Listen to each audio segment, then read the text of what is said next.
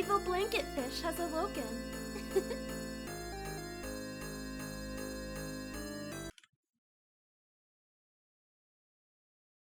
Okay. Alright, so we are continuing with Dragon Quest XI. I did in fact have time to do some leveling. I didn't quite get everybody to max level, except Veronica for some reason. I feel like maybe she requires the least amount of XP, but everybody else is in the 90s. So I think we should be finishing today.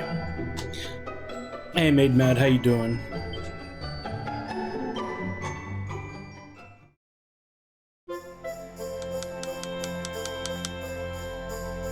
Yeah, we basically just need to do a little bit more in the Trial of the Luminary.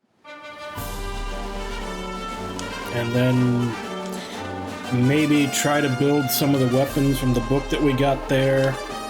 And then the final dungeon. Have you? So what's your opinion on it so far?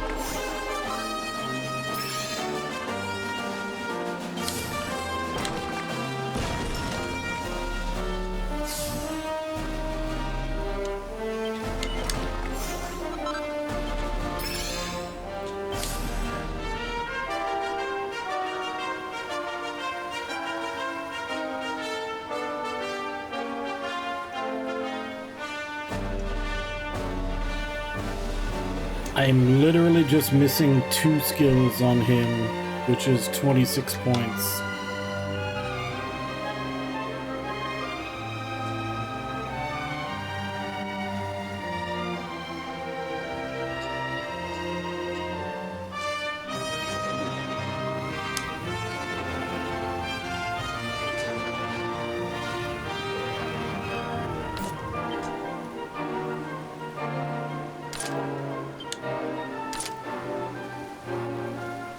I mean, like that?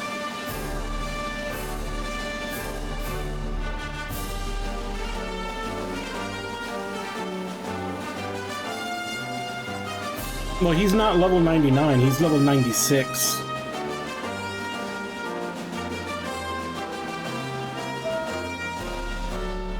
Like, he's still got 3 levels to go, and I'm pretty sure in 3 levels he'll gain the last 2 that he needs, the last 26 points that he needs.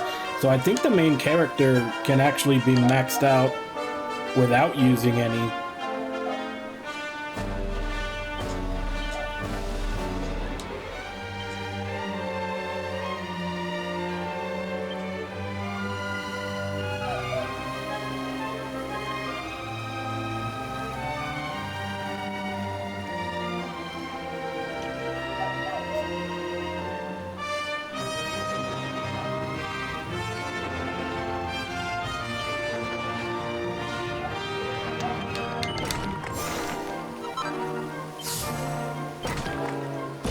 They might have.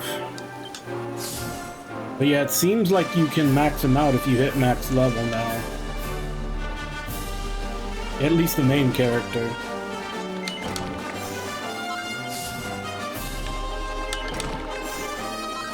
I haven't used any seeds. I've been stockpiling them to basically use on whoever my final party is going to be when I go after the final boss.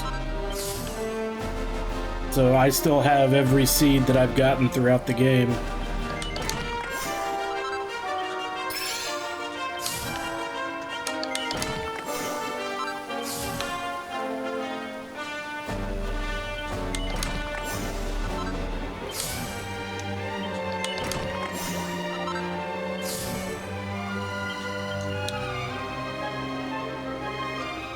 Yeah, because he's only short by 3 points. And he's level 98. So surely he'll get 3 points in one more level. She actually hit 99 for some reason. I don't know why. I feel like some characters just have less XP that they need to level.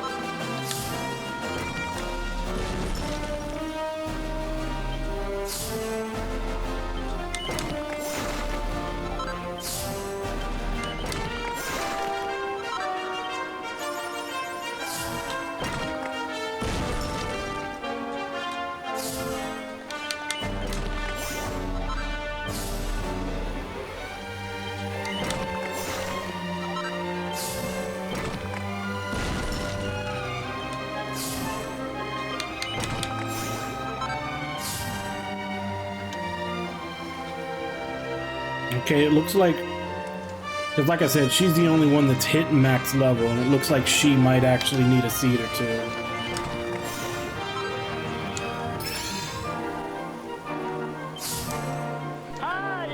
Yeah, she is 12 short of maxing out. Hey Ragnar, how you doing?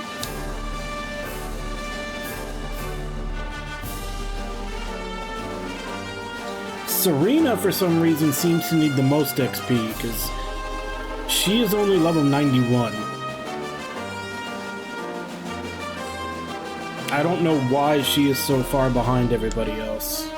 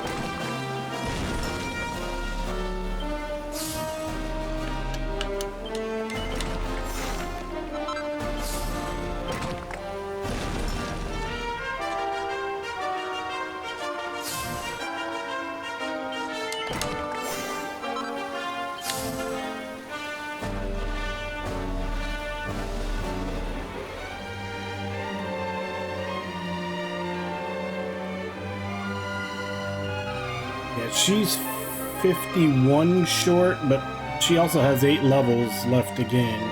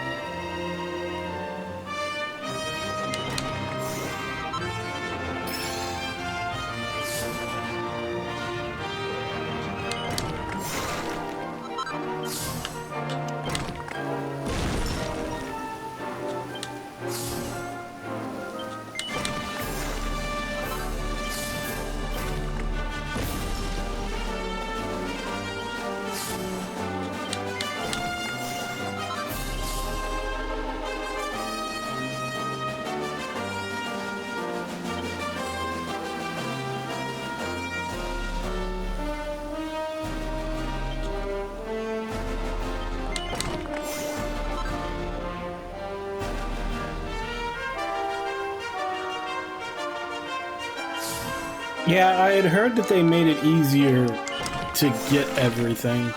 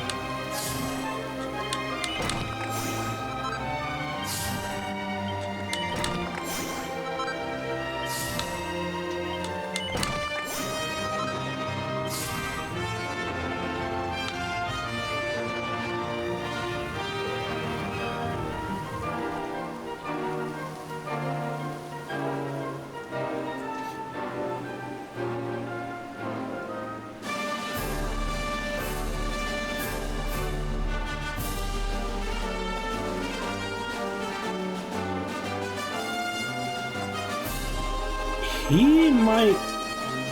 He's missing 62 points worth of skills. No, he's only level 92 though. He's got seven levels to get 62 points. Well, 54.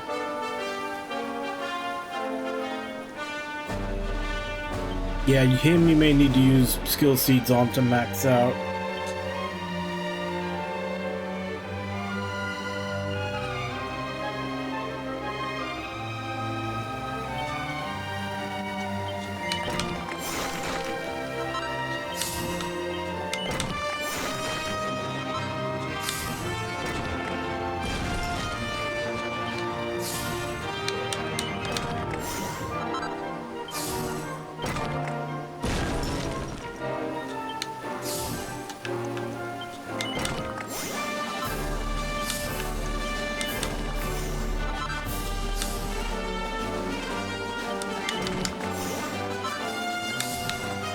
Well, I mean, I remember when I played Persona 5, I didn't want to miss out on anything, so I used a guide to max out all the social links.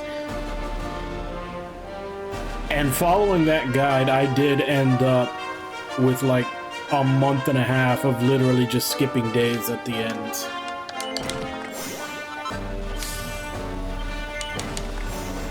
So if you optimize, that's always been the case. I assume now they just, you don't have to optimize and that's what happens.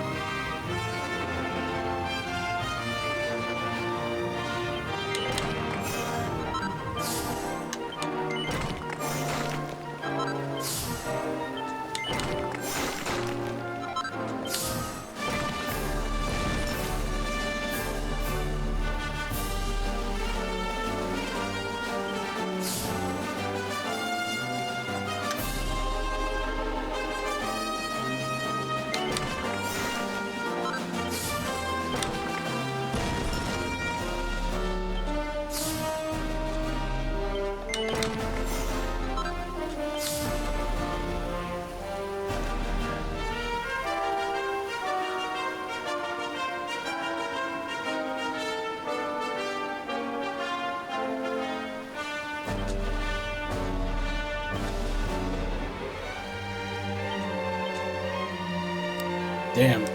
I can't equip dual shields on him.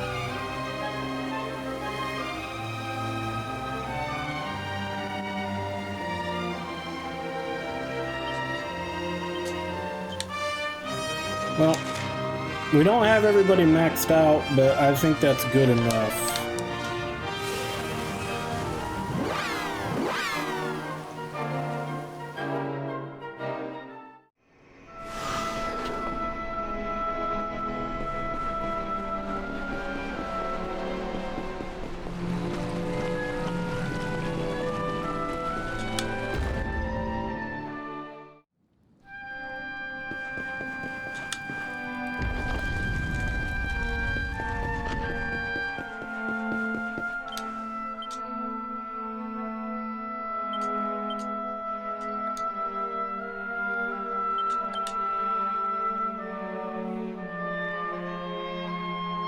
Well, since I switched Eric over to... Since apparently that's his best build. Once you have all of his passive stuff from all over the place.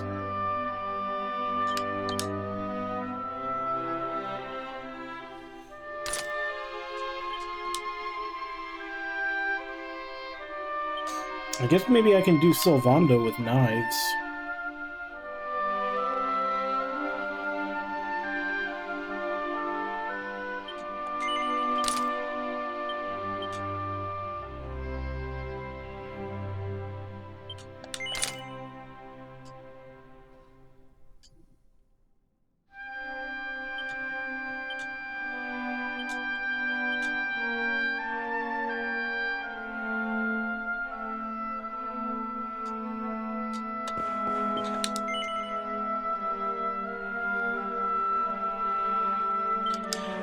It's usually a meme in, like, Souls-like games.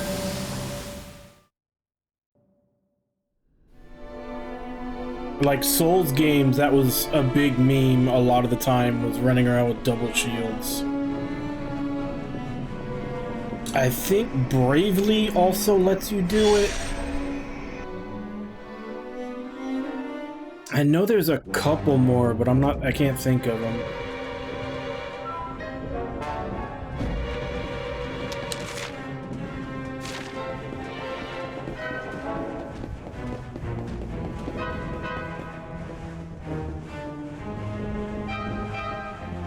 But yeah, as far as like turn-based games with double shields, the only one that comes to mind is Bravely.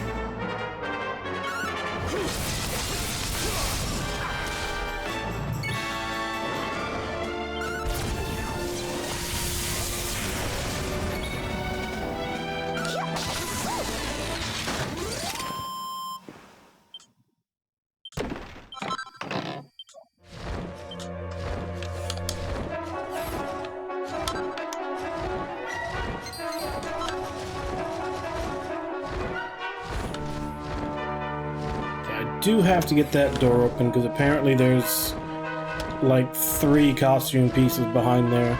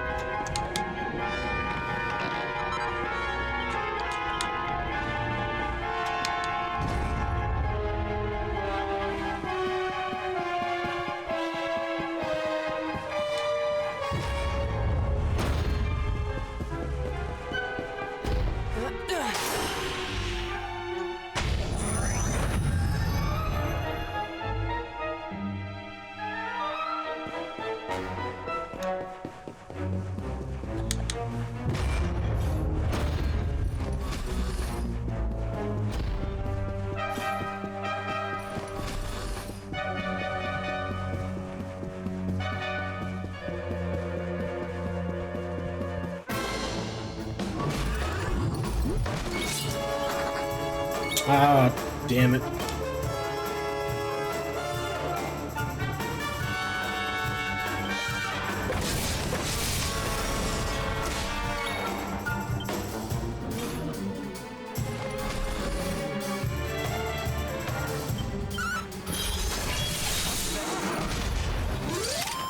Who else wants some?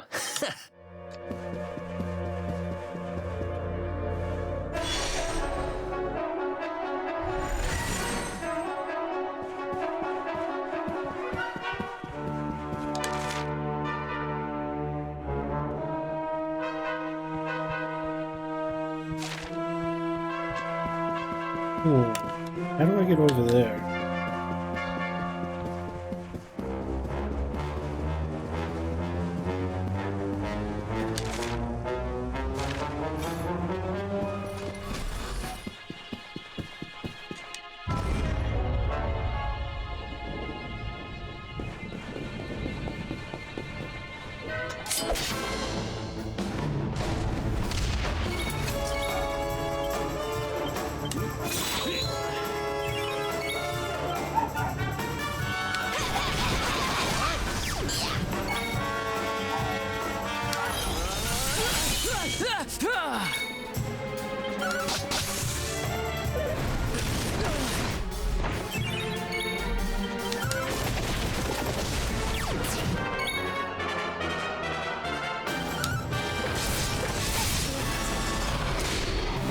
Did I do all right?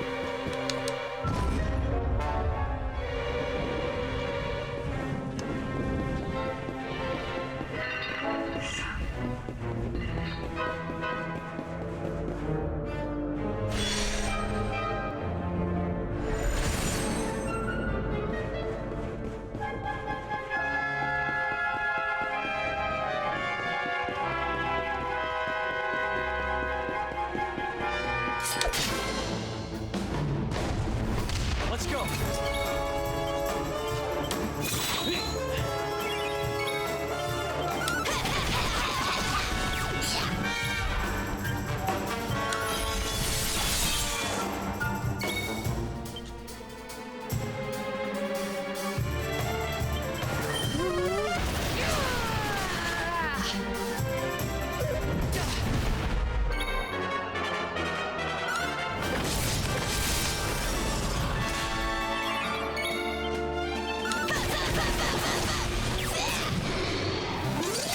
Well, that was easy.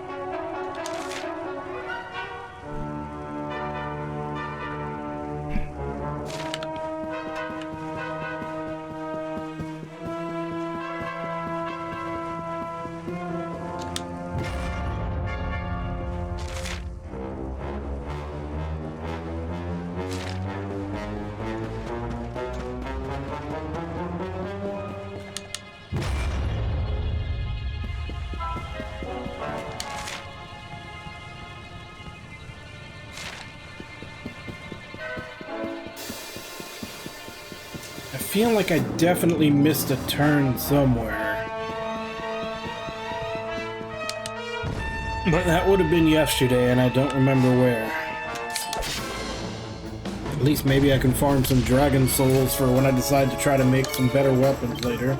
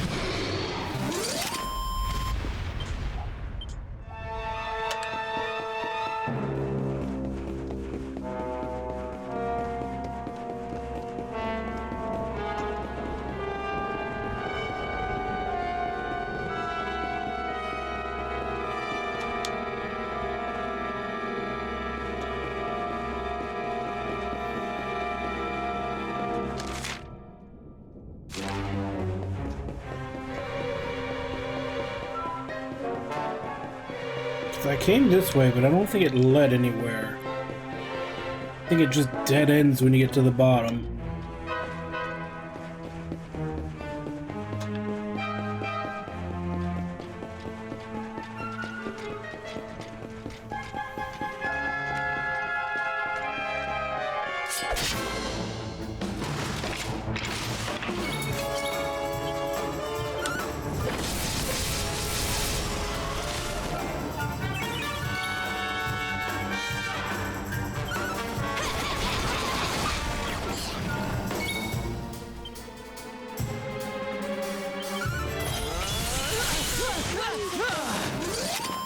Another one bites the dust.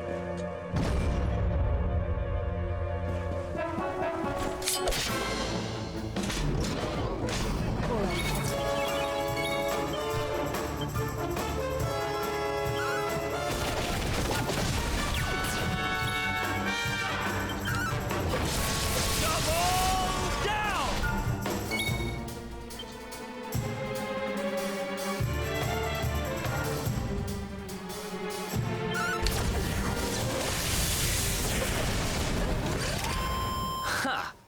Easy.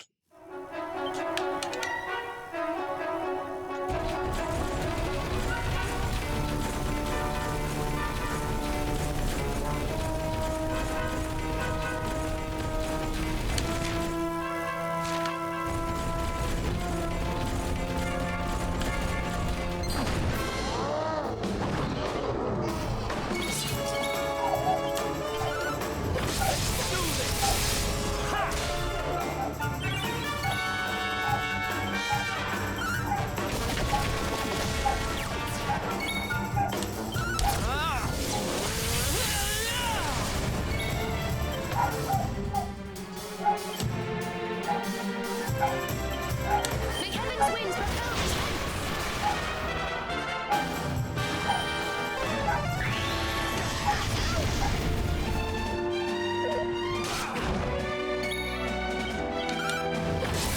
Double down! Wonderful.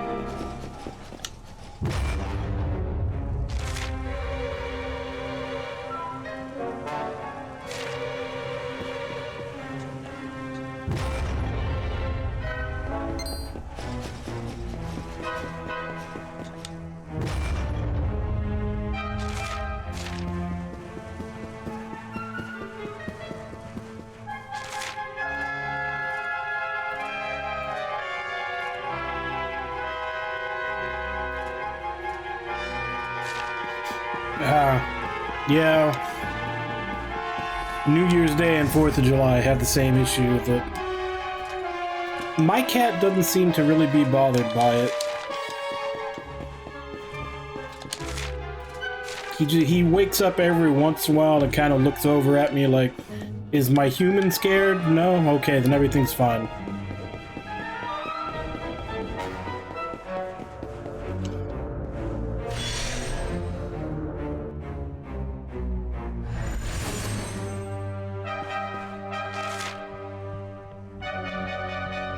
Okay, so that's how we get here.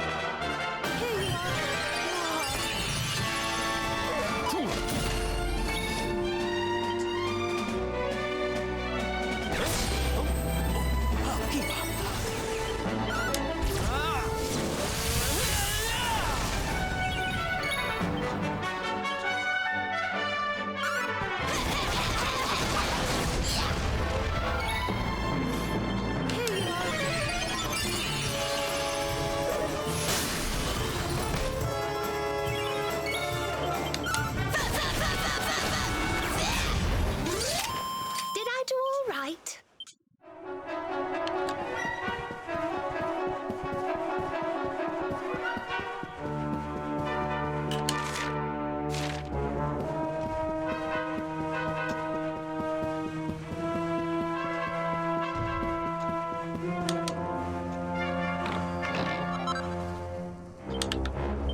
You know, I've been thinking.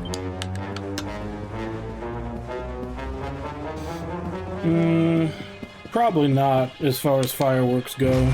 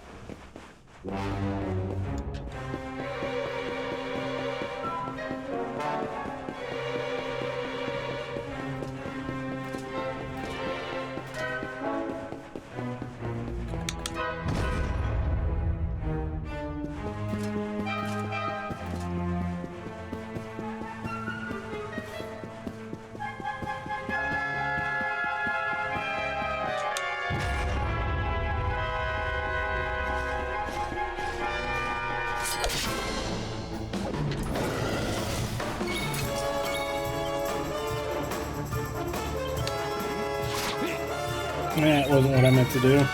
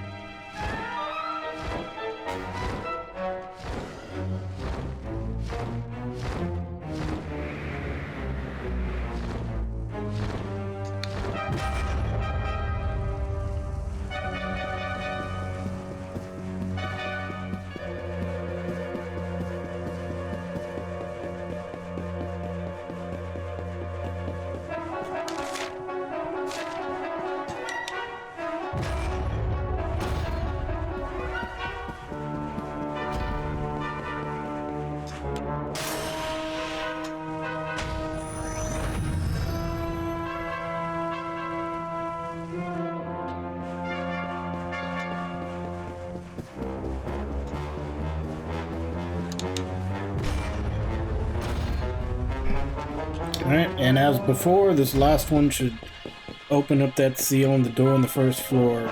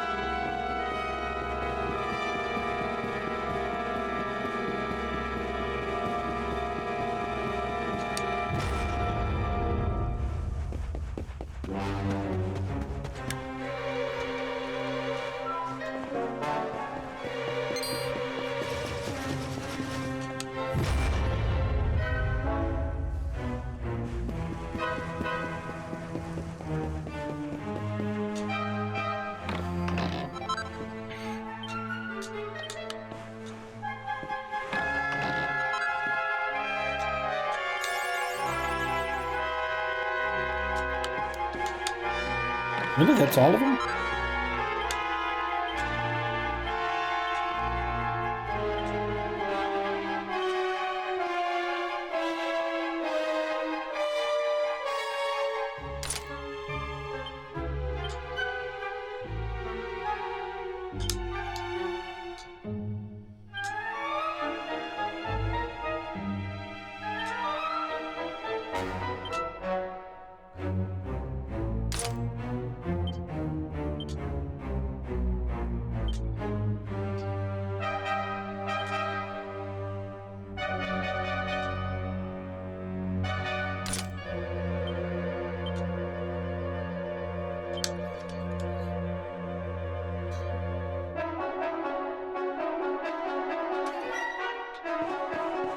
So we basically got all three of them cosplaying as the warriors from before.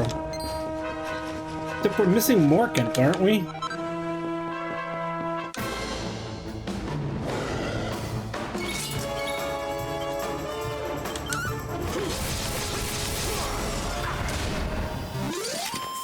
Thank goodness.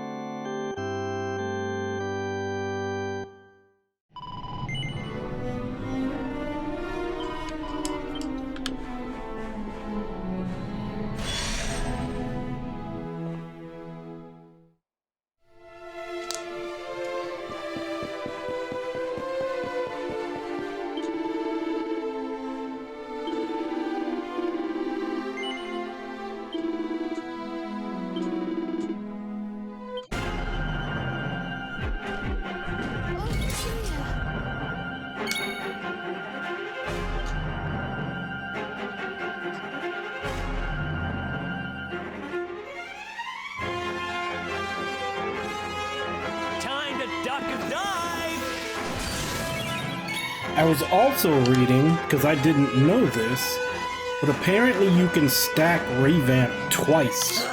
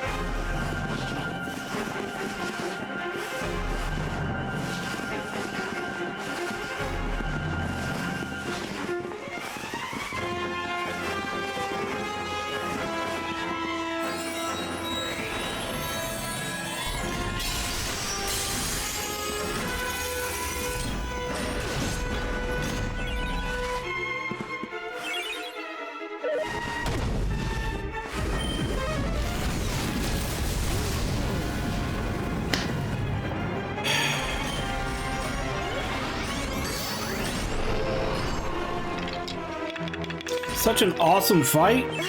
We don't get to actually do anything.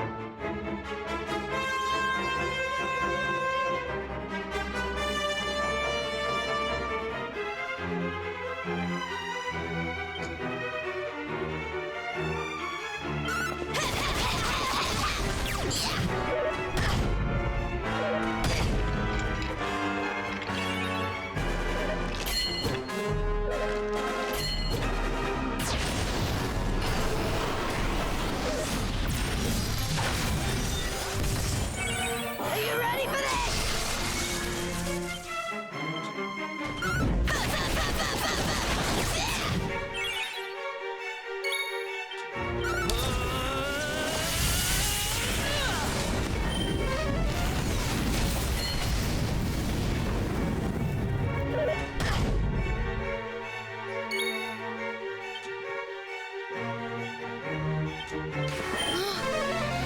I owe you.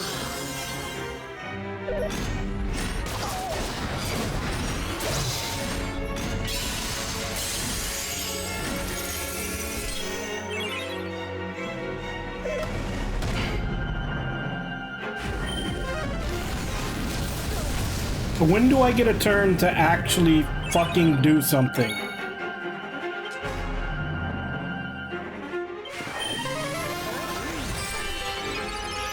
Right, you can't even heal them when they're fucking gold.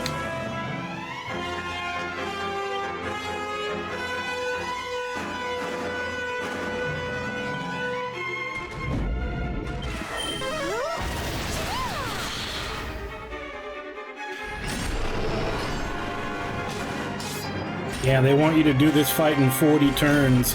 35 of them are going to be with your whole party, unable to do anything.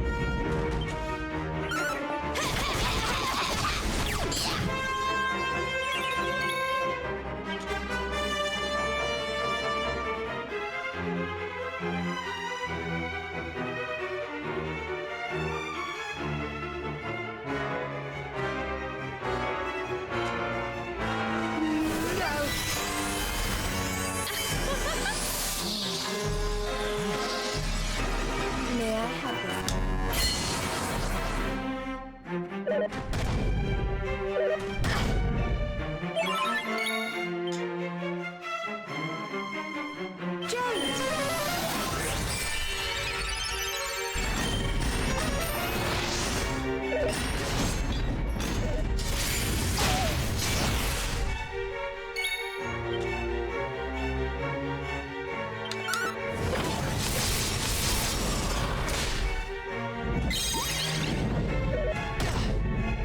Is this?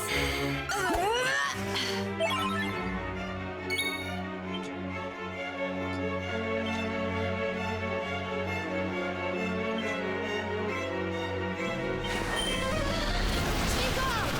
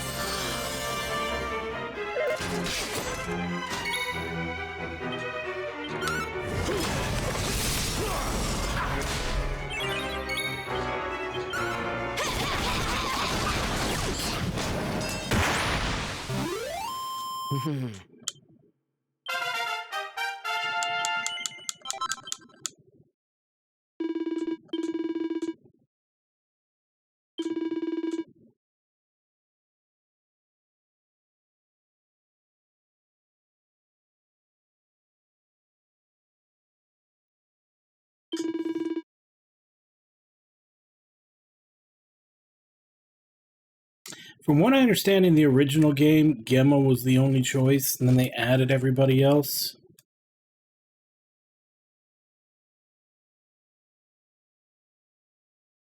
I feel like poor Gemma just gets, like, throughout the whole game, she's just gotten, like, forgotten.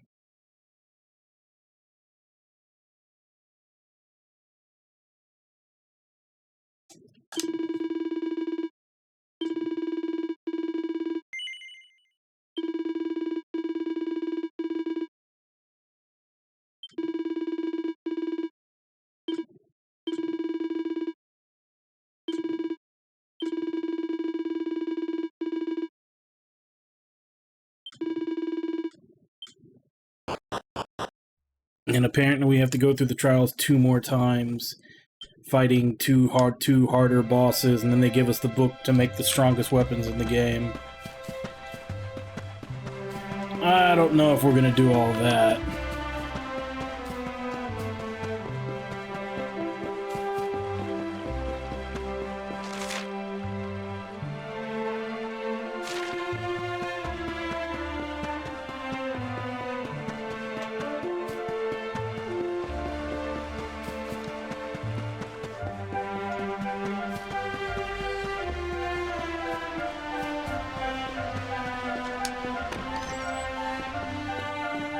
Welcome home, darling. You look exhausted. Are you ready to turn in? Good night then, darling. Have yourself a lovely sleep now, won't you?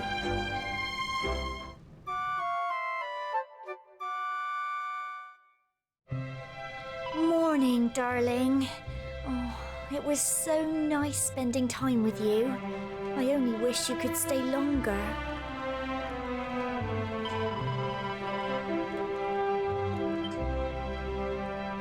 Yeah, they didn't even fully voice that. They just had her say darling like 5 times. Didn't voice the rest of it.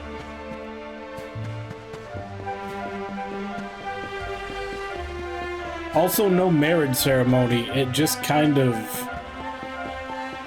Everybody's just brainwashed into already knowing that you're married. No actual ceremony or anything. Which I'm sure saved a lot of money.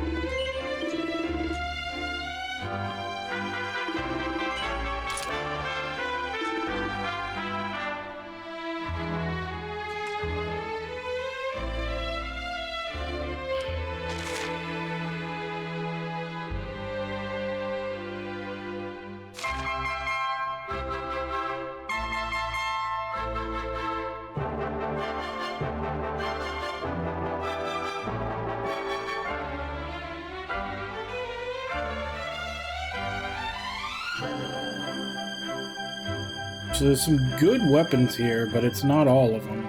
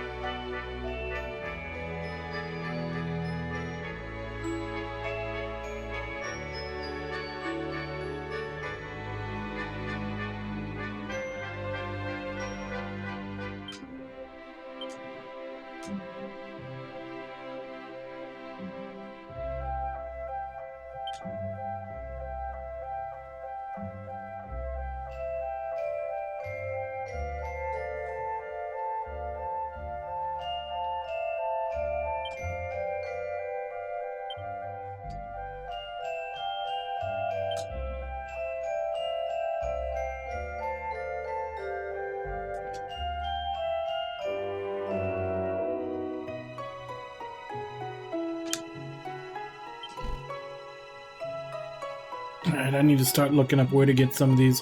The Crimsonite, I know.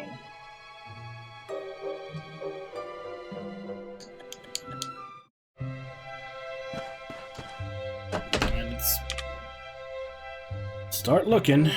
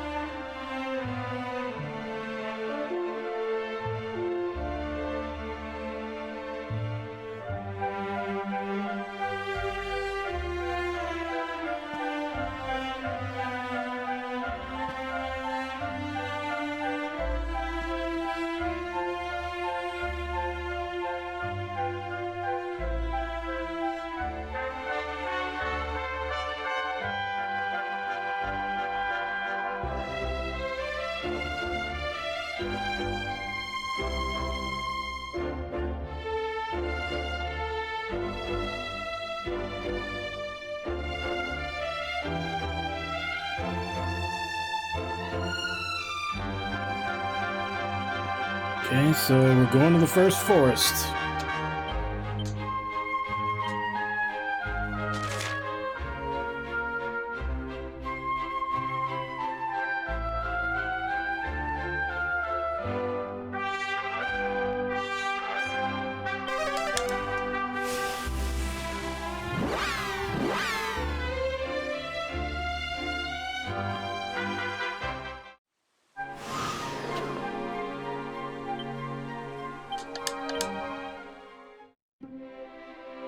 Alright, let's make sure it's how many we need.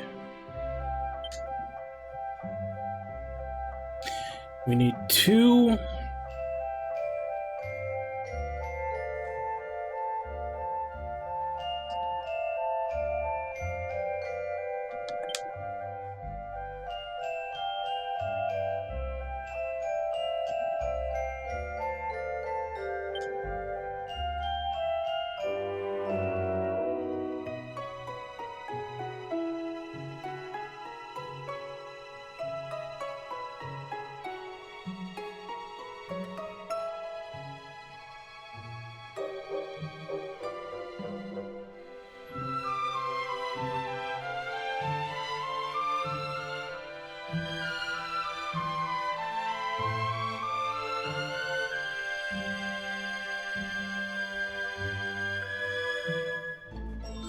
Yeah, 'cause if I'm going with the team I'm using right now, I just need to make the spear and the wand.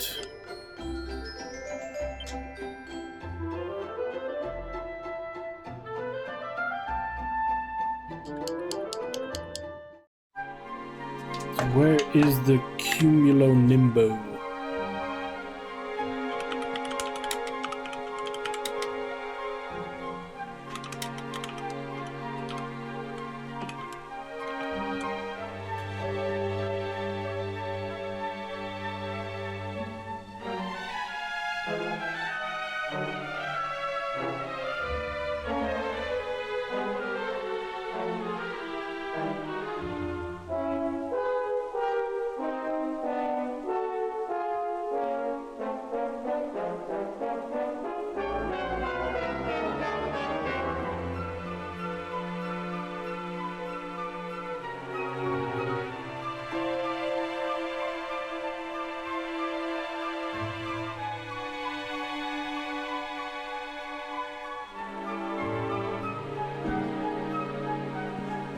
Actually, I may not even get the wand, since I think her healing is fine. May just get the stuff for the staff and call it, make that, and go to the final boss. Ugh.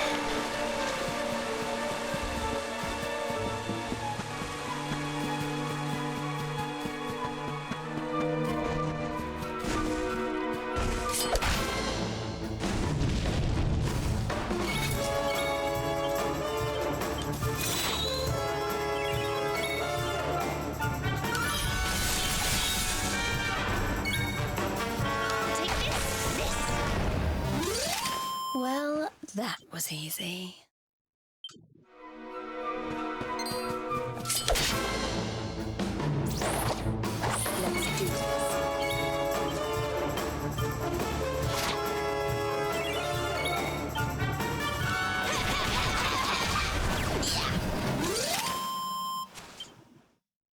Nice.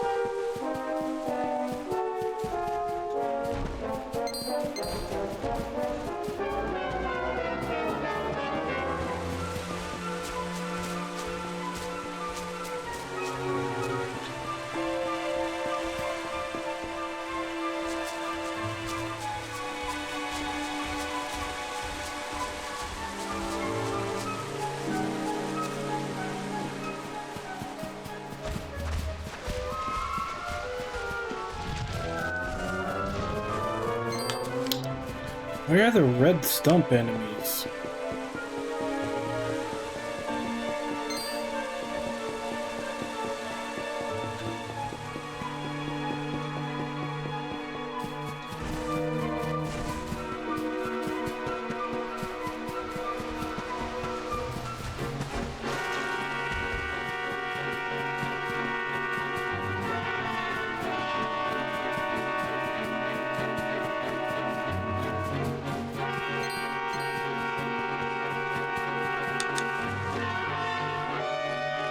Maybe they're at the actual top.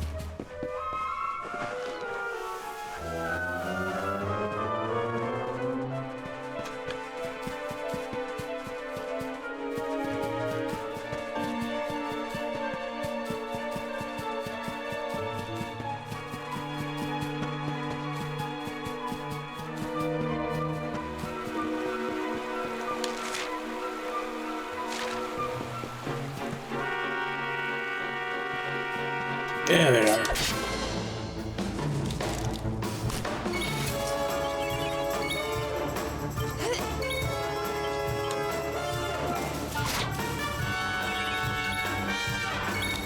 All right.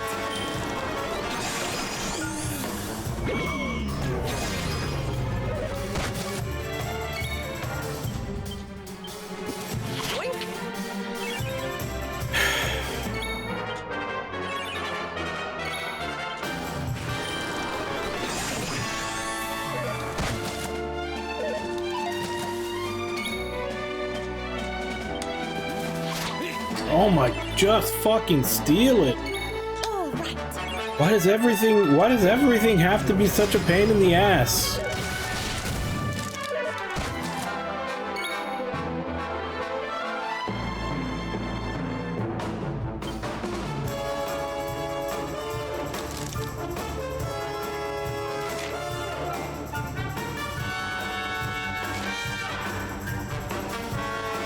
I know I have them, but yeah, I don't have them on right now.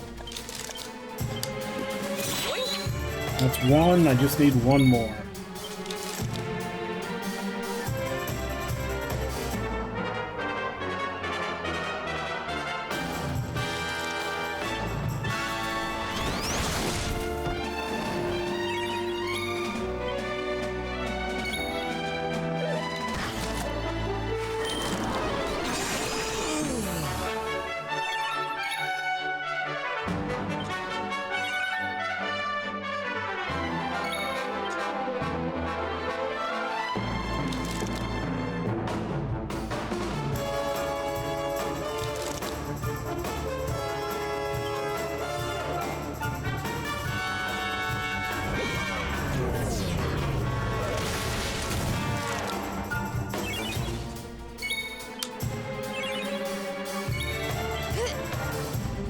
All right.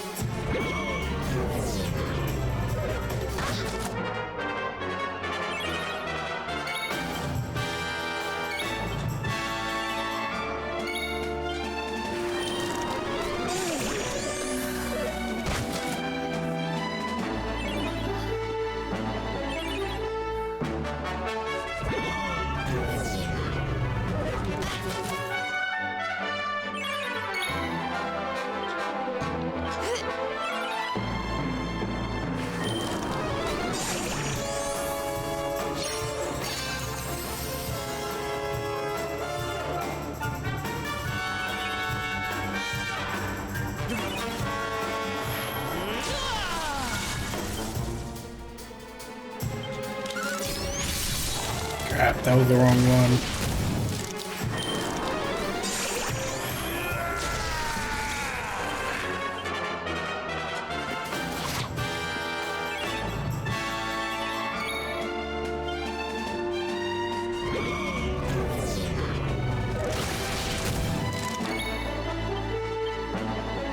What's yours is mine.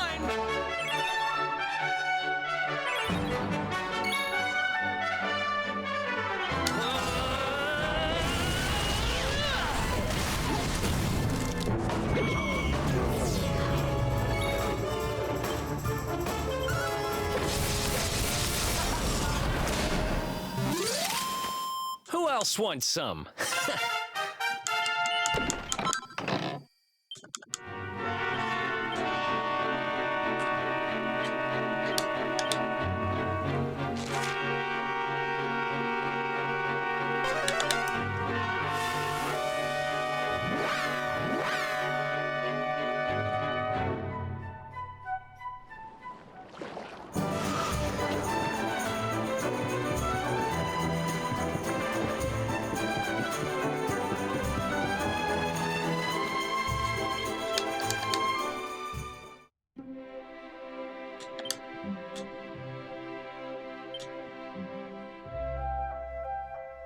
Alright, so we just need one Crimsonite.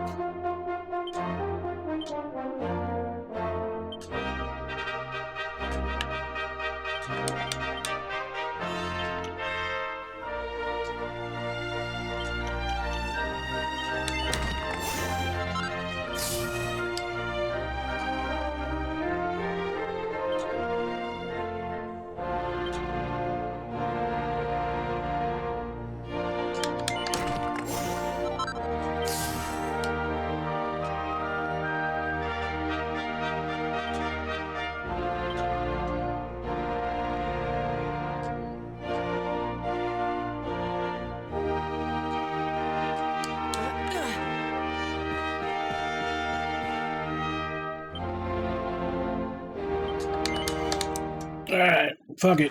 Let's go do the final boss. And if we have any time left over, we'll see about doing some Tickington stuff. 'Cause I don't know how long this dungeon's gonna be.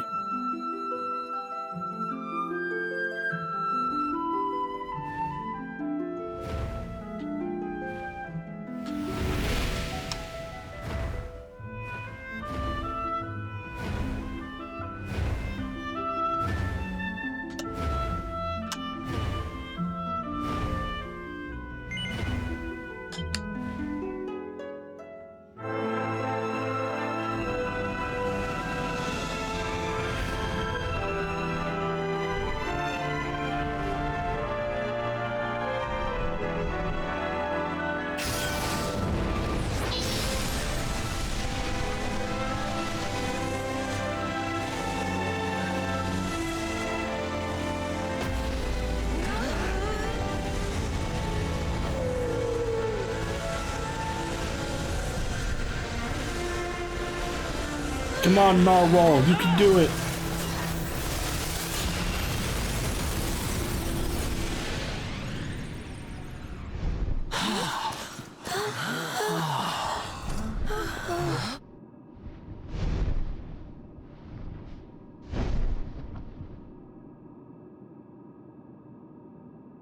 You have come, Ig Dragonspawn.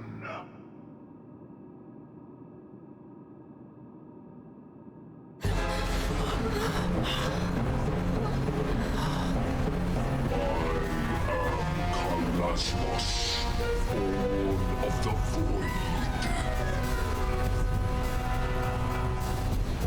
Why are we fighting Yoko Taro?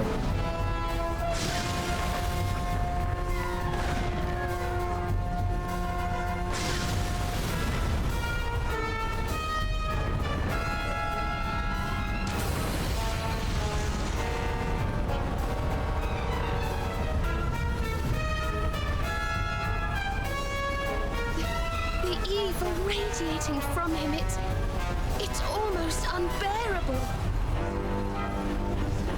Ig Dragon begat Yggdrasil. I shall destroy the world tree. The void shall consume you all.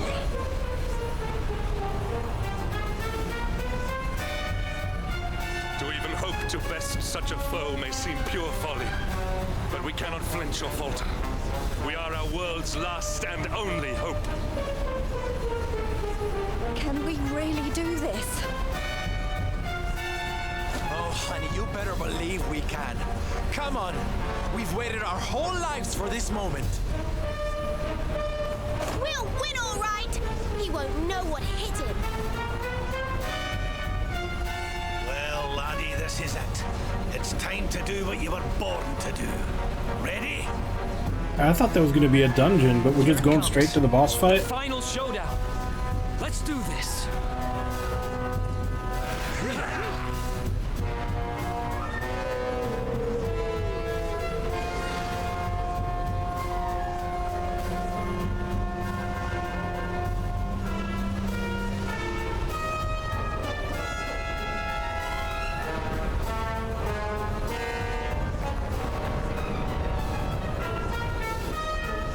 No, but it does kind of confirm my point that they're literally...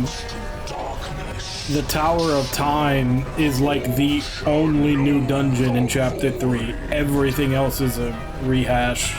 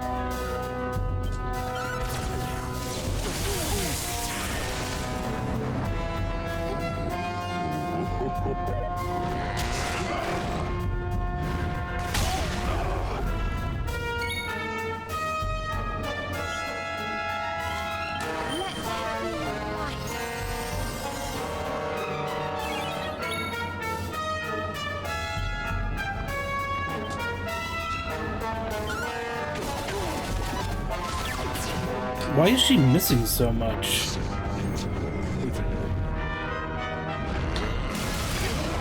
I hate the fact that the game cheats like the Bravely games do, where when you're setting up for big damage, they specifically target that character to take him out. Like, I had just done the divide with Eric, and now it stunned him, so he's not going to be able to use it.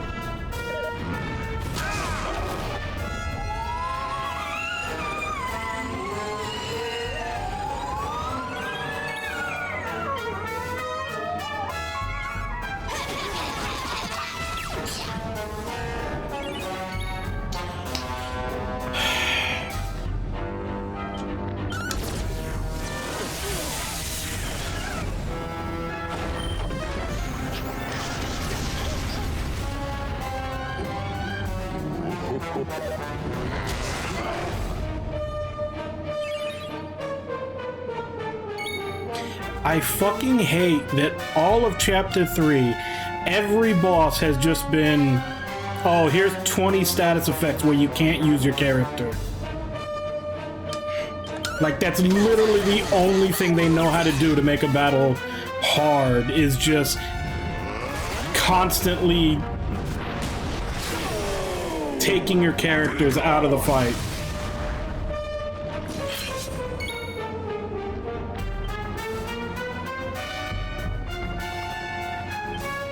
Now we're talking. Ha!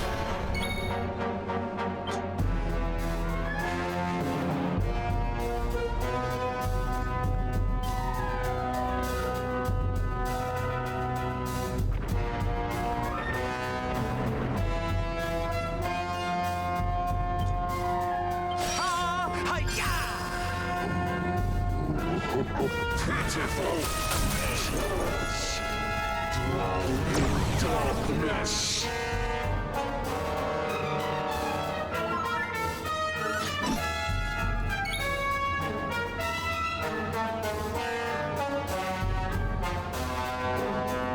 It's fucking annoying. Like, that's not making, like, just letting the enemy have 20 turns in a row because all of your characters are fucking disabled does not make the fight hard. It makes it frustrating.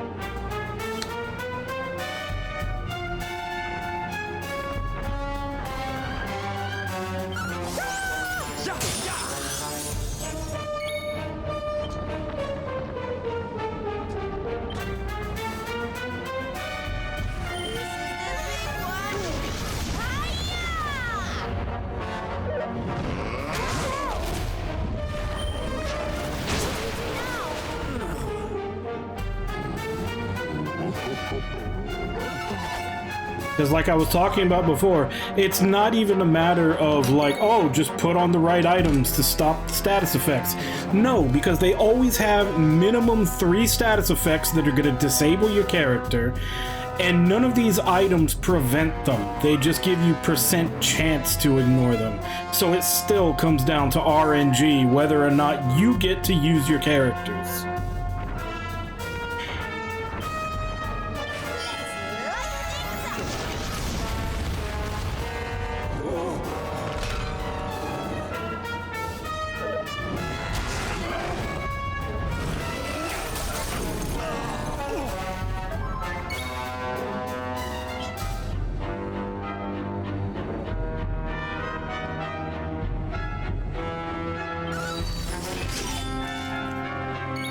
Hey, what do you know? The move that is specifically meant to be powered up when he's blind or dazed missed when he was blind, when he was dazed.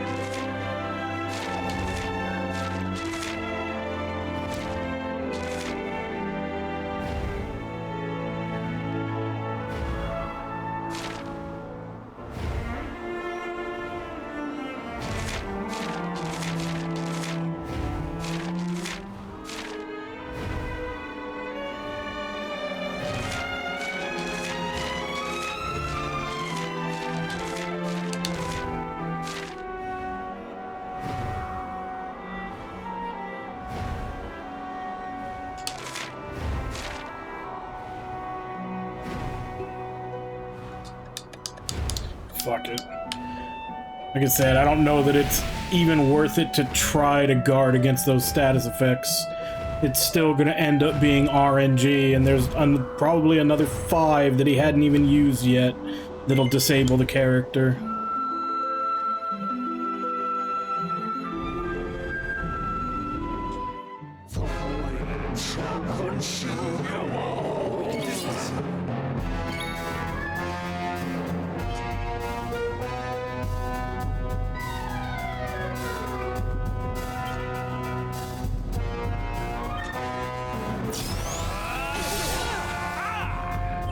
Wow, that did nothing.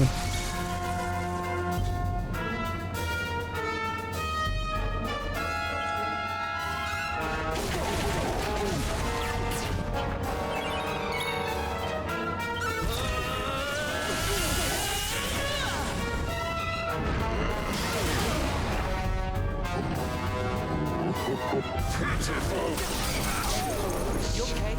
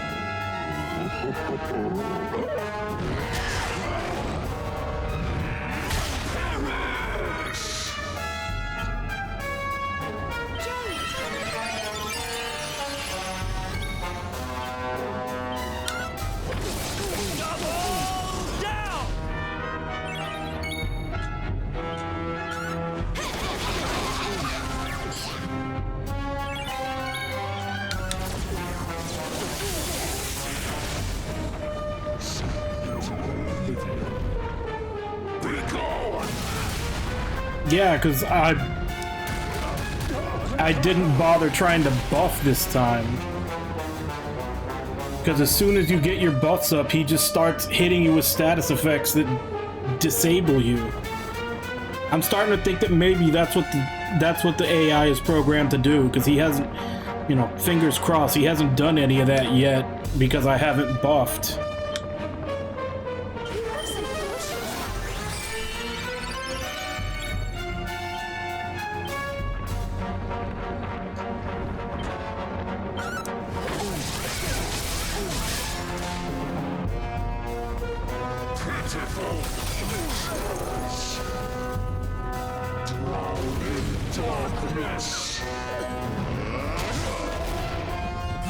He just got hit for 400 damage and that didn't wake him up.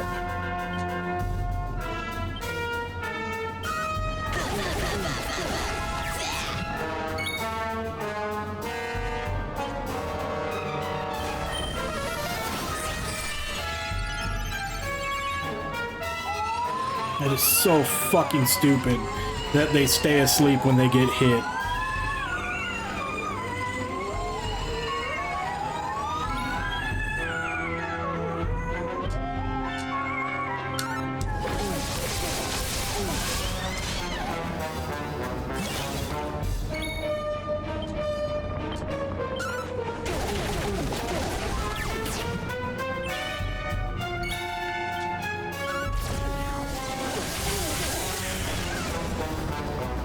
The storm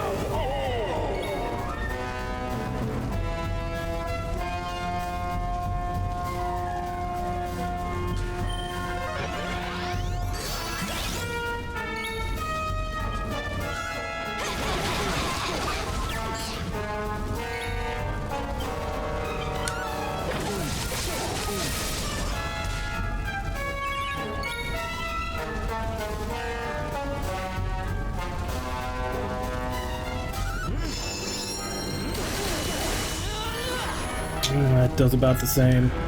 Thought maybe with it being light, it would do more. Silvano takes the stage!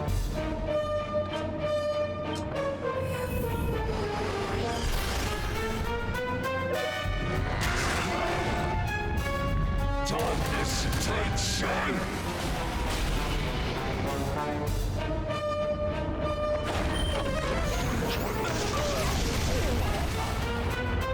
Yay, my healer is already dead before he had a chance to do anything.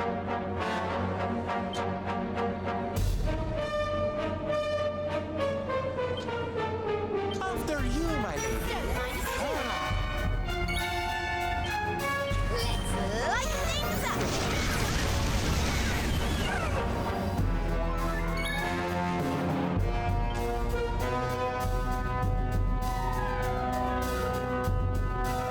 You shall not pass!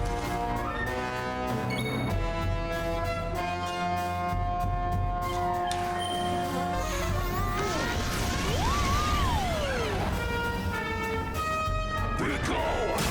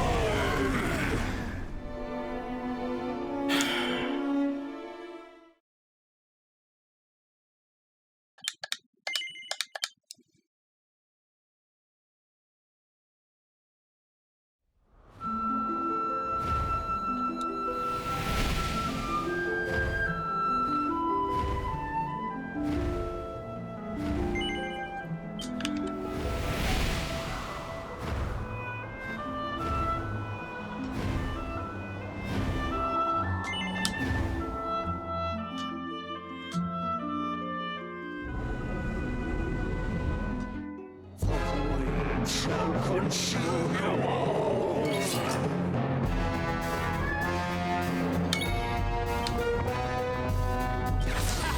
How do you like us now?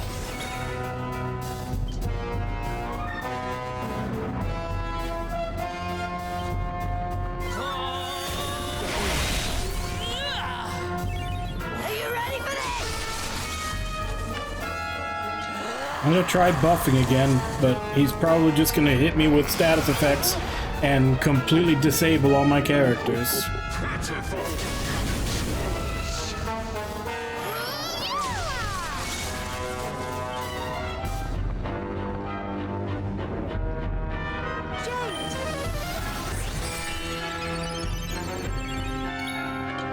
So much power!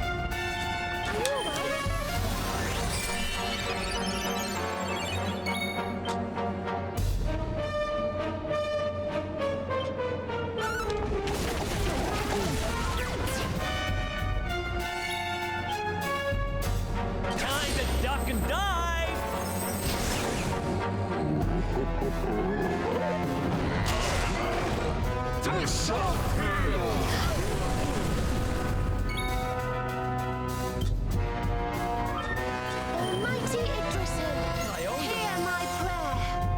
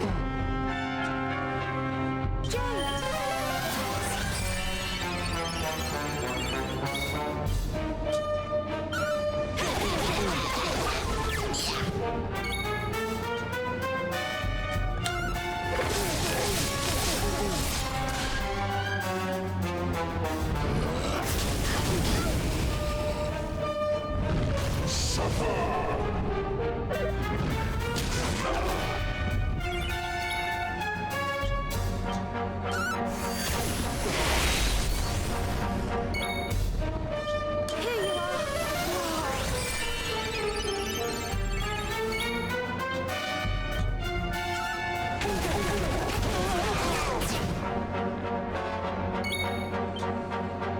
Catch me if you can!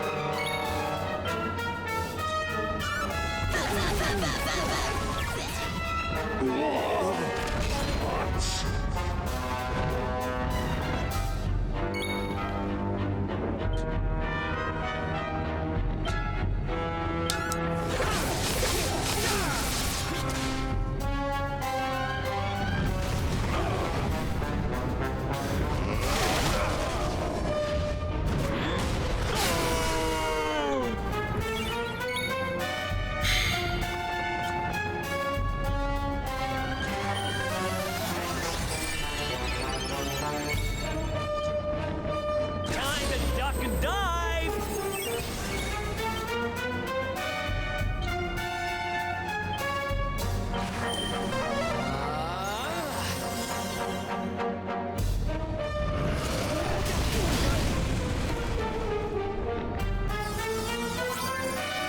This is the end.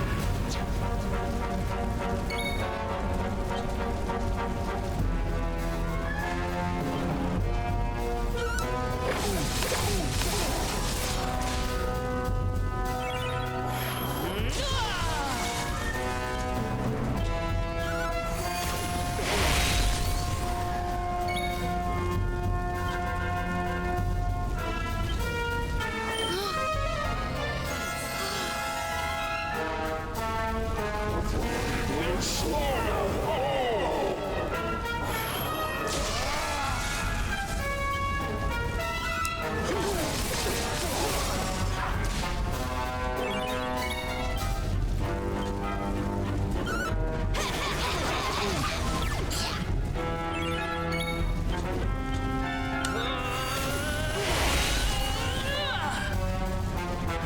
The light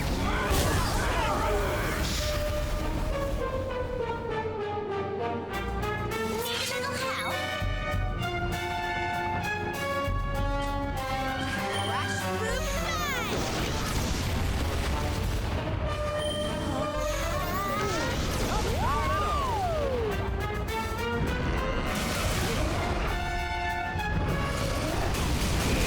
bang!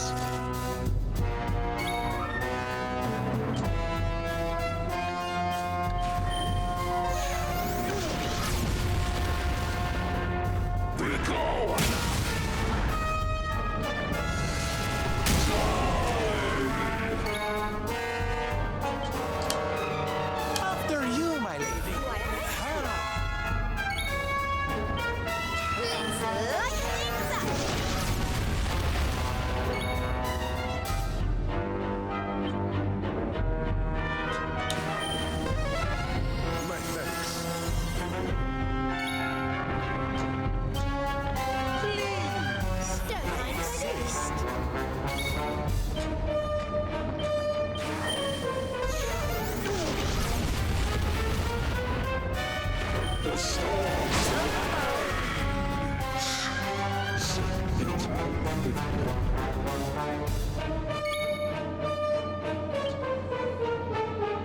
We need you fighting back.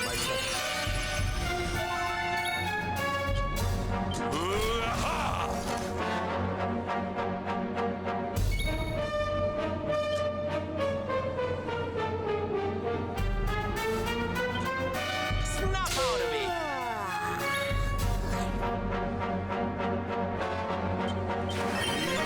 Multi-heal!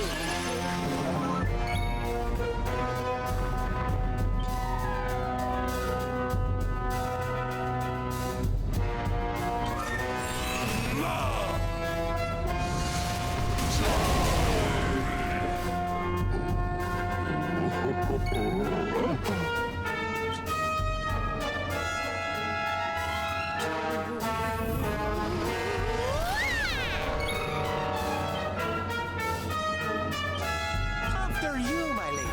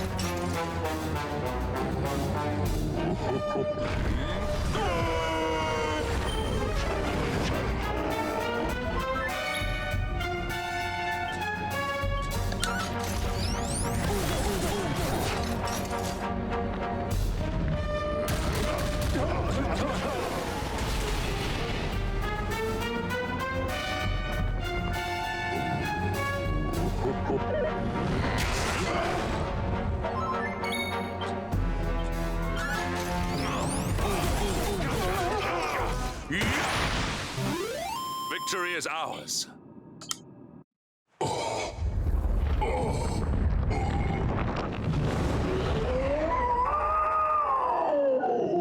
Yeah, I was joking about it before, but he literally is Cell.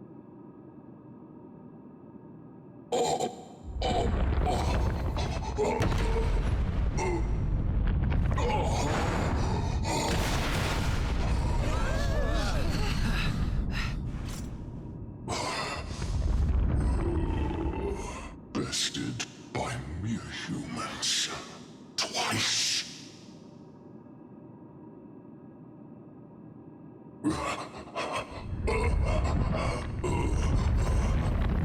Sure. But know this, the dark cannot be erased, for without it, light cannot exist.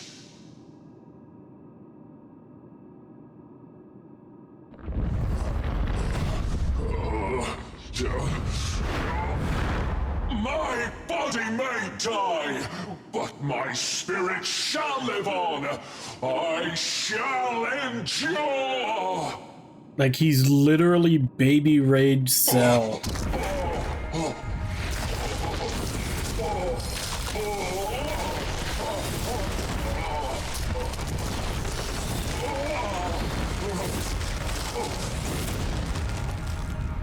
Light, foul light, hideous. Why do you burn so bright?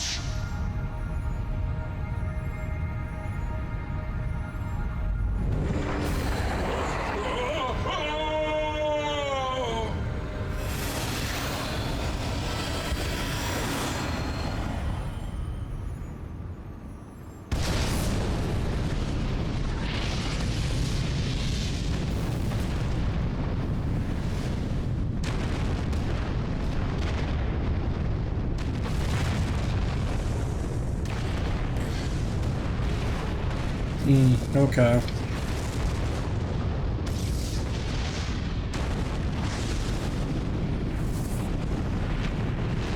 That would explain why when he died, he changed colors to look like Cell. Because it was a darkness around him that you were supposed to dispel. Yeah, it said something like that, but it also made it sound like it was just something... It kind of made it sound like we had already done that when we powered up the whale and turned it into a narwhal.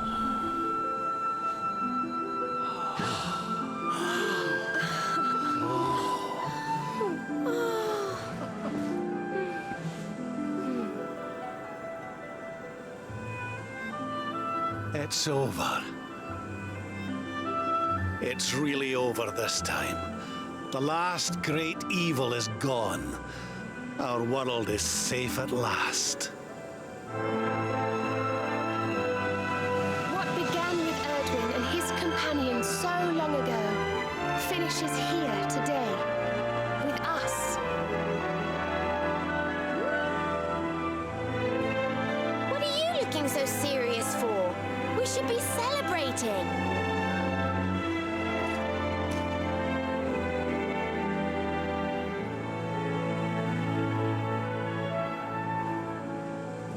I get it.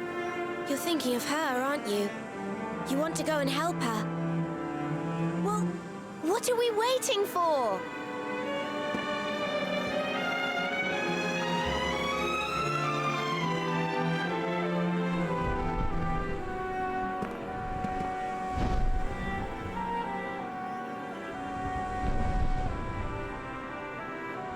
Kind of tempted to do the fight over again, using the sword, see what it was supposed to be like. Because not using the sword, that fight was bullshit as hell. You have come again. But honestly, it's kind of par for the course for a lot of the boss fights in this third chapter. Like I said before, their idea of make it hard is just make it so you can never control your characters. No longer hang heavy over the land. There's gotta be like 5 different status effects in each fight that disable your character.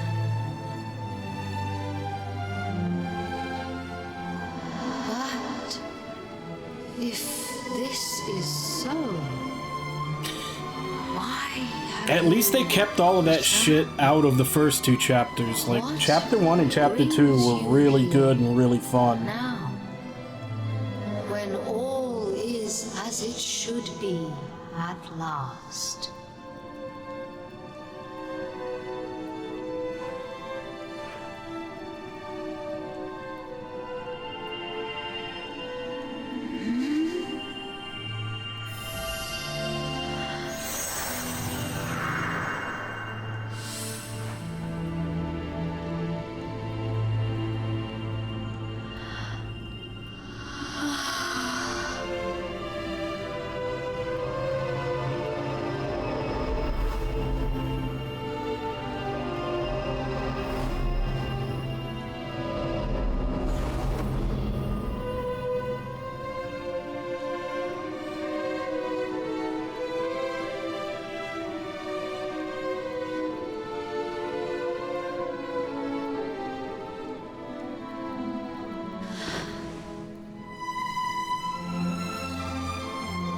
Art thou?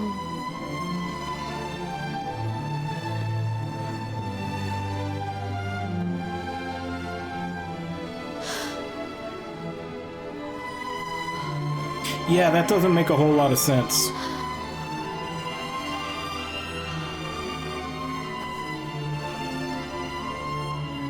But then again, Morkant split in 2 also, turning into Mordegon and then also turning into the Seer.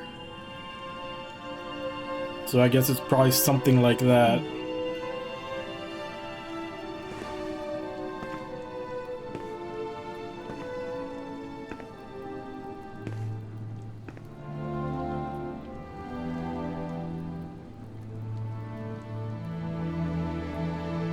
Oh no, it's 100% an afterthought, even from a gameplay perspective.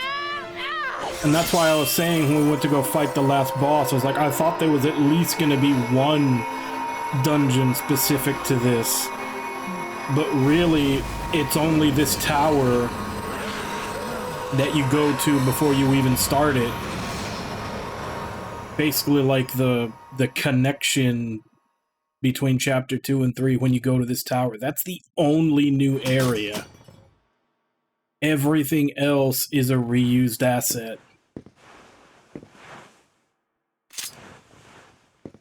Like, it's this tower, which is very small, Thank doesn't you, even have any enemies Luminary. in it, and the final boss. Everything I else hope she about finds chapter him. 3 is a reused asset. She just disappeared. Why can't I shake the feeling this has all happened before?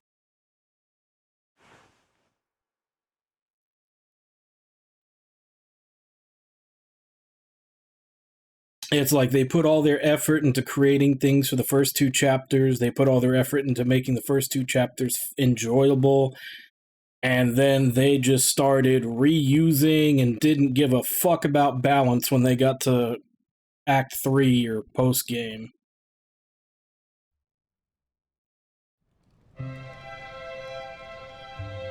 Like, Jesus, I can only imagine what trying to go through post-game on with draconian stuff on would be like.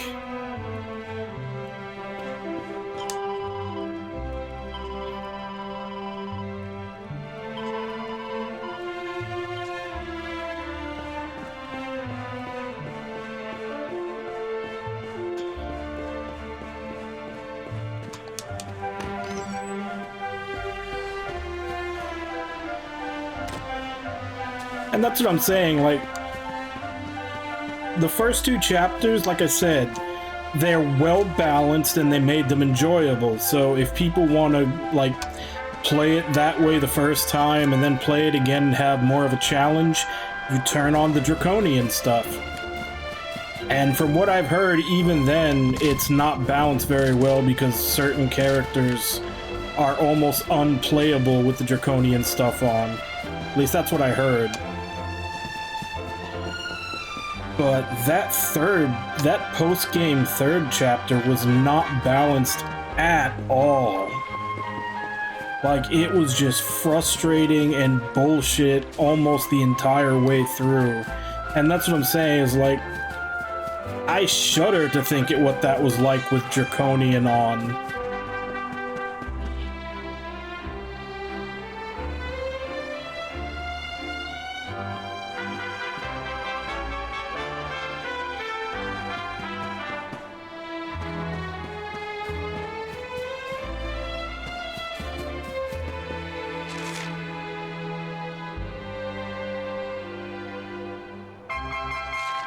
Alright, look around where? How am I supposed to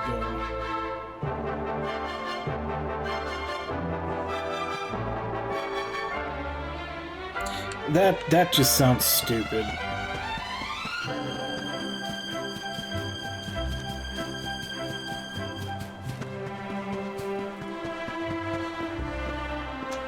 Like, that just sounds ridiculous. That's like something you turn on for 5 minutes to, haha, this is so dumb, and then turn it off again.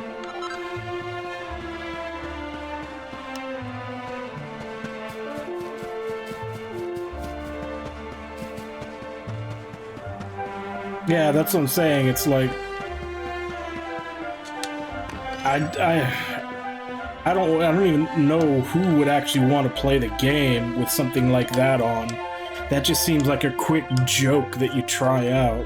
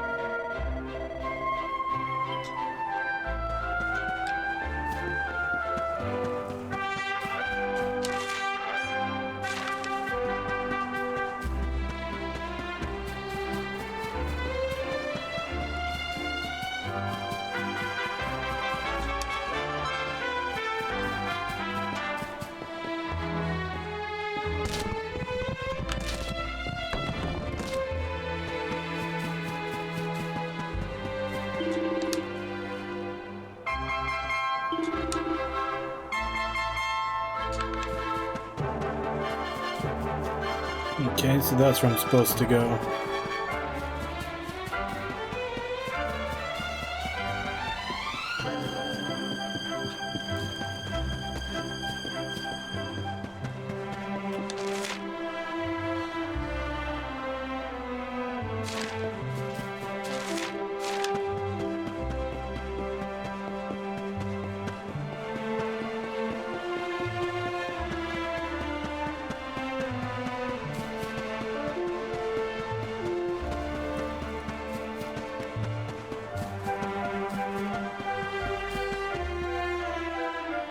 Well, look who it is.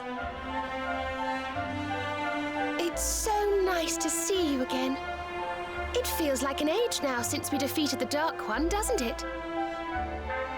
Now, let's get down to business, shall we? We've been worried that your life might be lacking purpose now things have quietened down.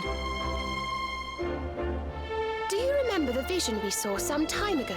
The one where Serenica and the Watchers sent Kalasmos up to his prison in the sky?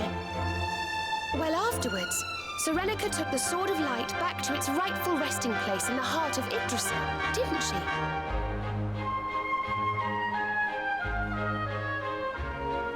So, we were thinking, what with the sword being such a symbol of Erdrea's newfound peace and everything, we should do as Serenica did. We should return it to the World Tree for safekeeping. Nope, my sword. We know how attached to it you are, but we couldn't help thinking it would be safer with Yggdrasil. And besides, we wouldn't want you losing it, would we? So what do you say? Shall we take the Sword of Light back to where it belongs? Nope, my sword. Don't be like that. We can't have the most important weapon in the world rusting No, in a because we cowshed gave in one to cobblestone, Serenica. can we? Come on, I know you must be itching to get back on the road again. Stop being such a spoil sport. So what do you say? Shall we take the Sword of Light back to where it belongs? That's the spirit! Right, we're ready when you are, so just let us know when you want to set off. I'm sure we won't be gone for too long, but it's quite a way to Yggdrasil and back. Why don't you go and say your goodbyes, and we'll wait here for you.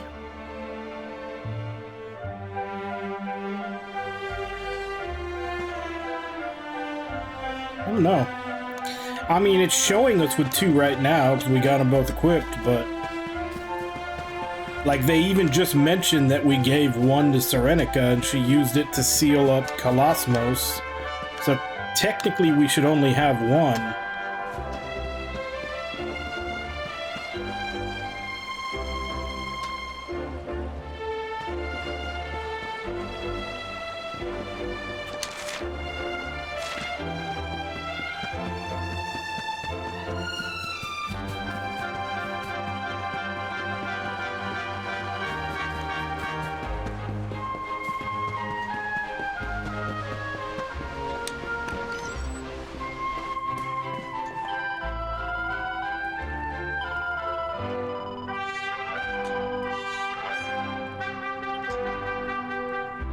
Okay, wife, I'm just gonna go on a trip alone with the 2 reincarnations of my former life's,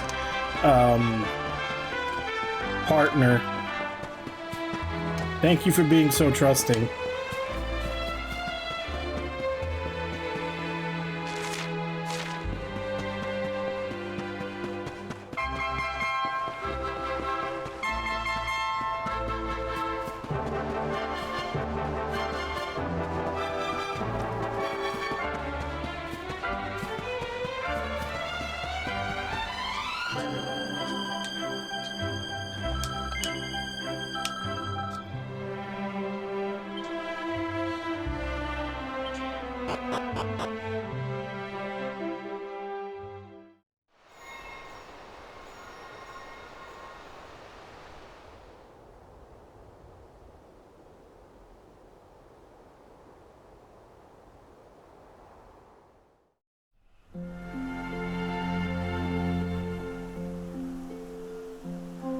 Yeah, I mentioned that when I picked it, but I picked Gemma anyway because it feels like it was supposed to be the right choice, because obviously it was originally the only choice you had.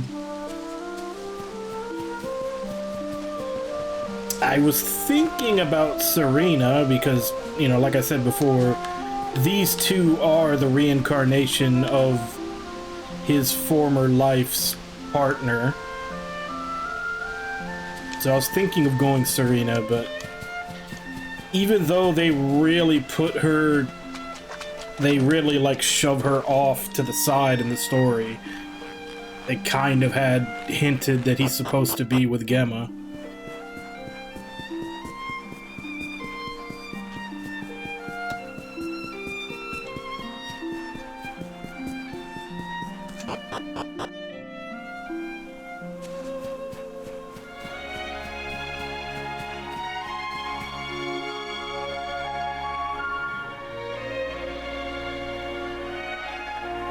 Coming here brings back a lot of memories, doesn't it? It's such a special place. At first there was nothing. Then came the light. That's how the books of legend begin. The world was a cold, desolate wasteland. And then light dawned. It was the gift of the World Tree. And it gave birth to Erdrea, our beautiful home. This is where it all began. This is the source from which the river of life flows. I think it's time, don't you?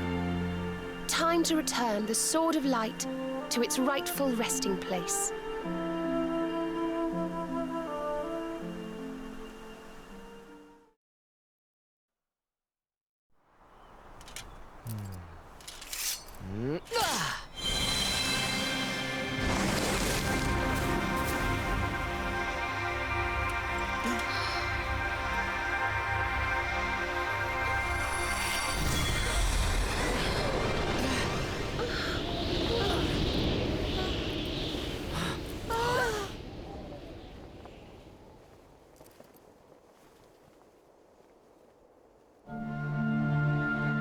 Hey, we finally found the dragon. The quest is over. So you have come at last. Welcome, children of the light. I am the being your kind once called the Yggdragon. Yggdrasil and I are one and the same. Long, long ago, I did battle with Kalasmos. I was defeated. My radiance was extinguished. I had been the source of all light. Without me, the world grew dim.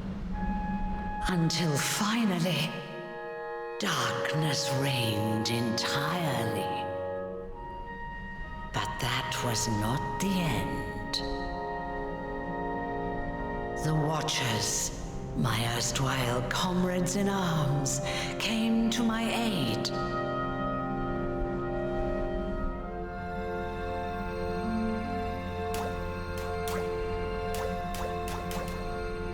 The time that had been torn from me was set in motion once again.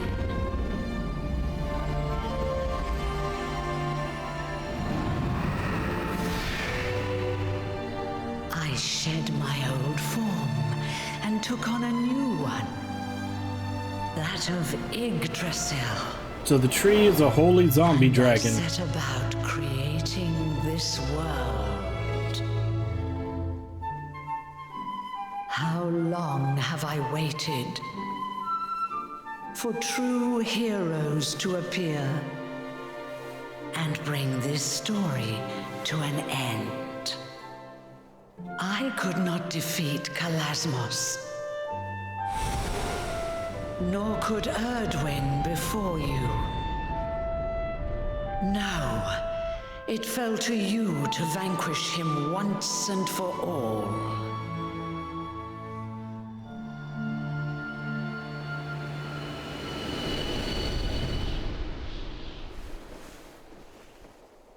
Luminary, you are the one.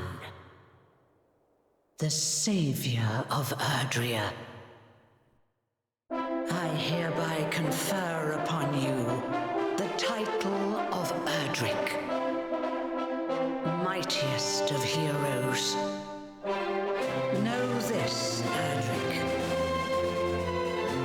There can be no day without night.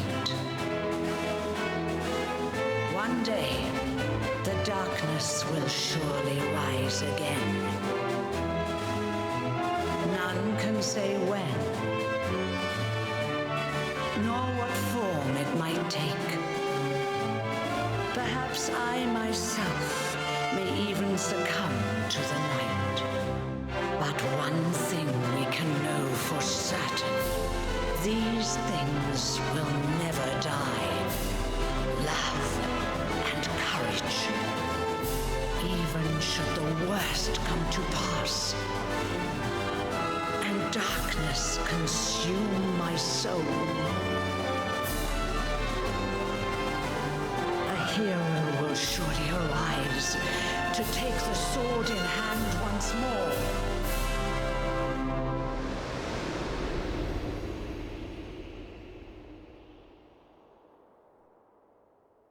And the echoes of that hero's valor shall ring through the ages.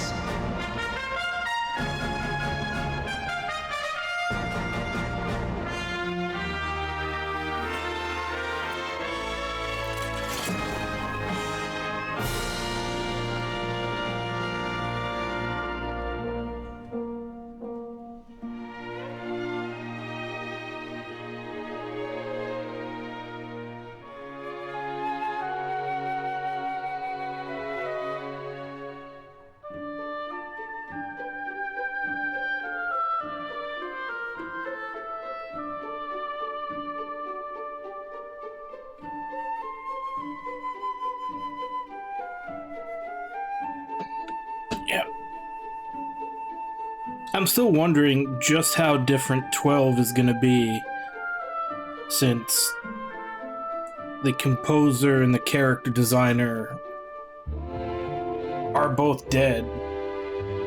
And I'm not entirely sure if they managed to do any work for the game before they died.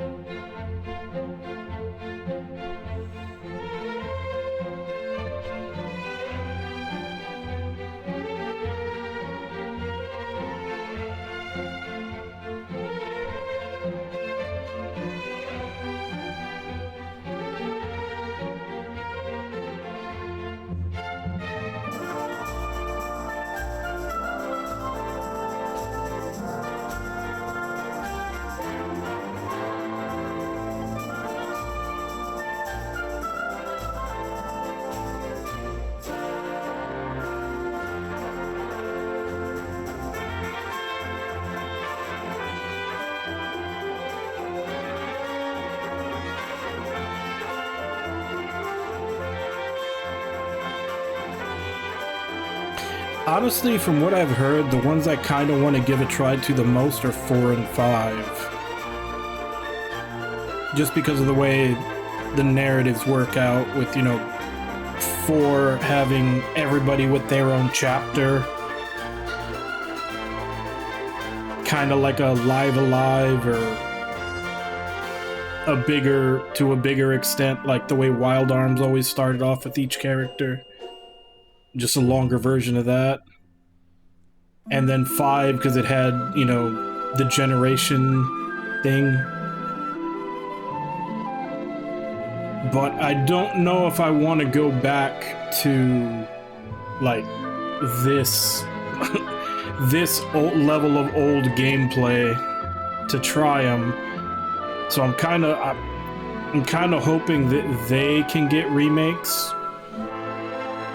Since obviously they're doing 3 and then 1 and 2 afterwards. Maybe they'll do 4 and 5. Yeah, I'll have to look into them, but I don't know how much they improved.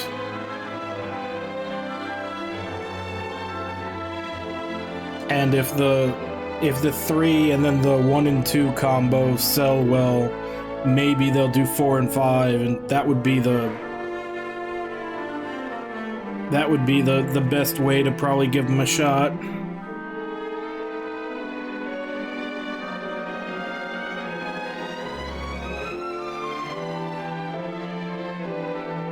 And like just going through the Tickington stuff in this game, yeah, it's rough. It's rough going back to that old, like, I want to say NES, SNES playstyle, but I mean, let's kind of be serious. Even the SNES games were still very much playing kind of like an NES game. Dragon Quest has always been very slow to implement like quality of life and everything else to it. Although this one actually did really well. Especially the stuff that they added in S. They added a lot of quality of life to S. So that may not be the case anymore, but back then it definitely was that Dragon Quest was very slow to push like forward. They were kind of known for stagnating. I was trying not to pay attention to Dragon Quest VII because I still get that was the reason why I didn't play the series anymore in the first place. Was Dragon Quest VII on PS1.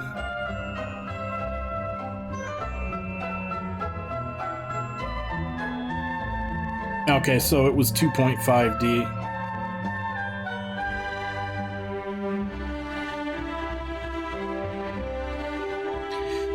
That's what I hear.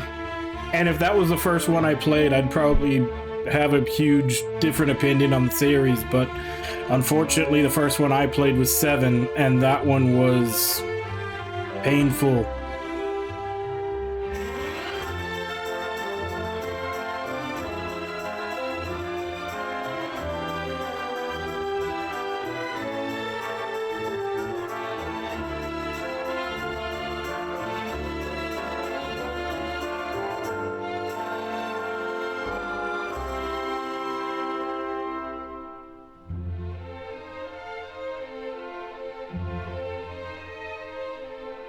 So yeah, I'll probably at some point give 8 a shot. I'm interested in 4 and 5 for the storytelling more than anything else, which is why I'm hoping that they remake them.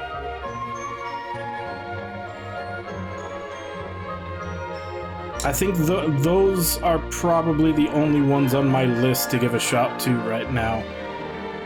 And then obviously 12 whenever it comes out.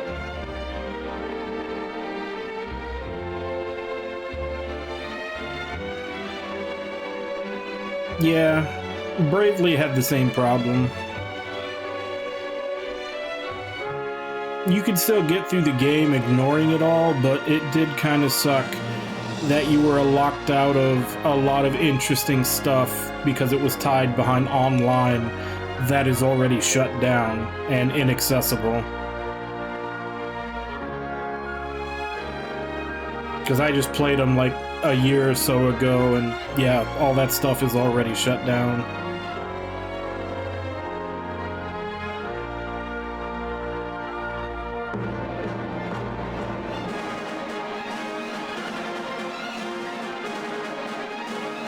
Yeah, that feature is almost 100% made for Japan. Since Japan has a lot of big cities and a lot of people have handheld systems basically just on them.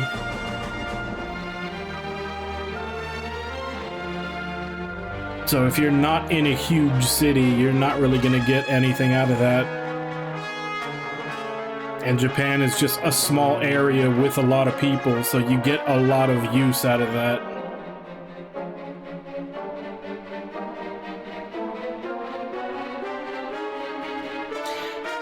Ten was an MMO, but they did release an offline version, but they never brought that over either. Although I think there is a fan translation.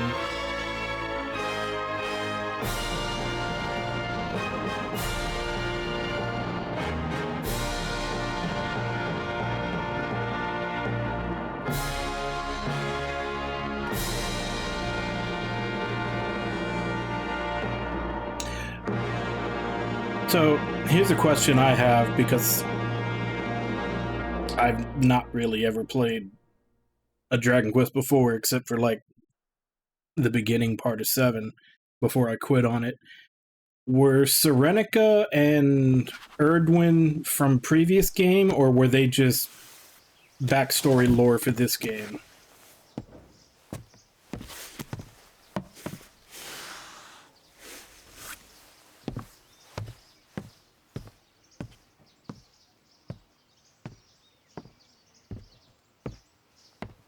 Okay.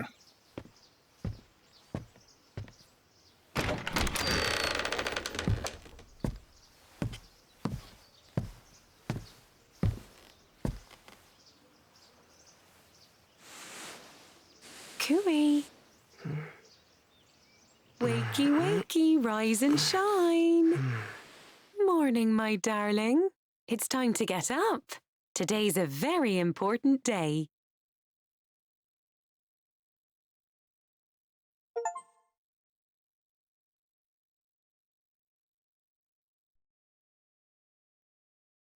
So the story of Dragon Quest XI exists within the world of Dragon Quest III is basically what they're trying to say there.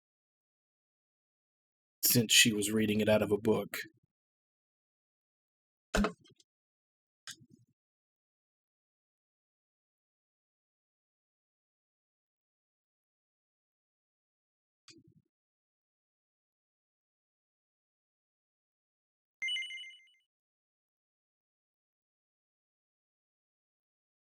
Oh, that was the DQ3 hero?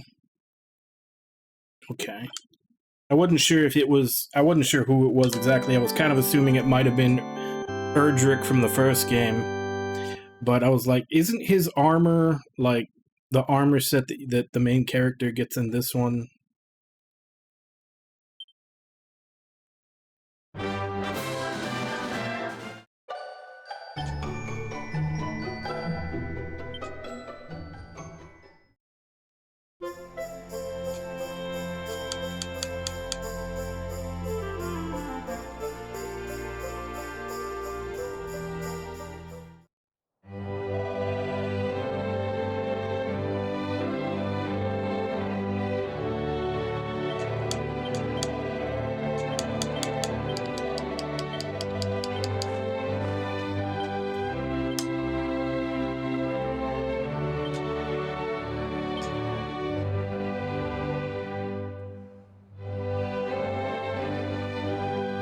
Yeah, isn't this supposed to be like the Dragon Quest I character's armor?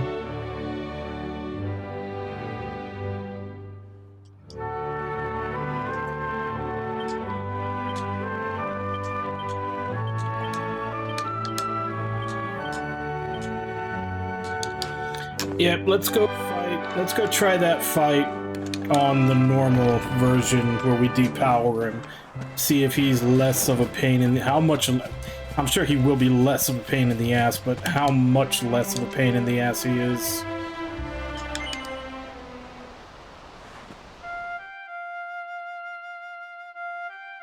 Okay.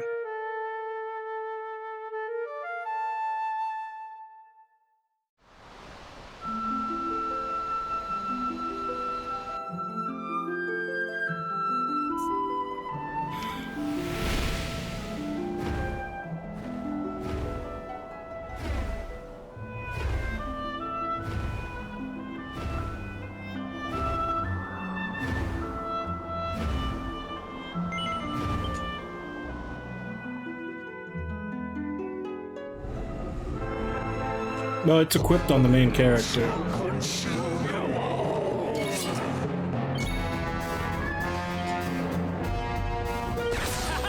How do you like us now?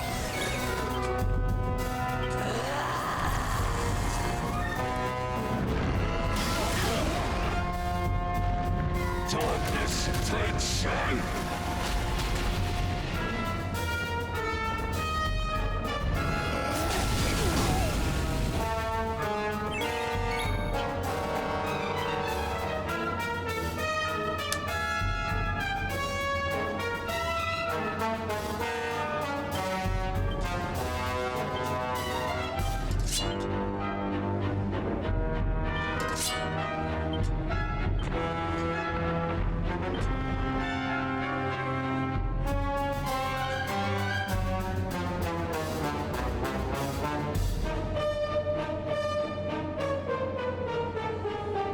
Okay, it's the super.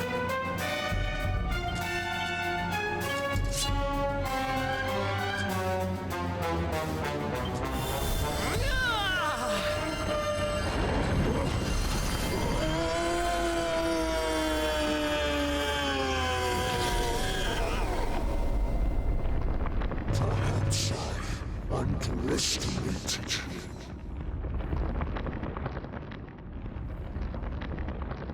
Not that it matters. Your fate is already sealed. Get rid of the bot.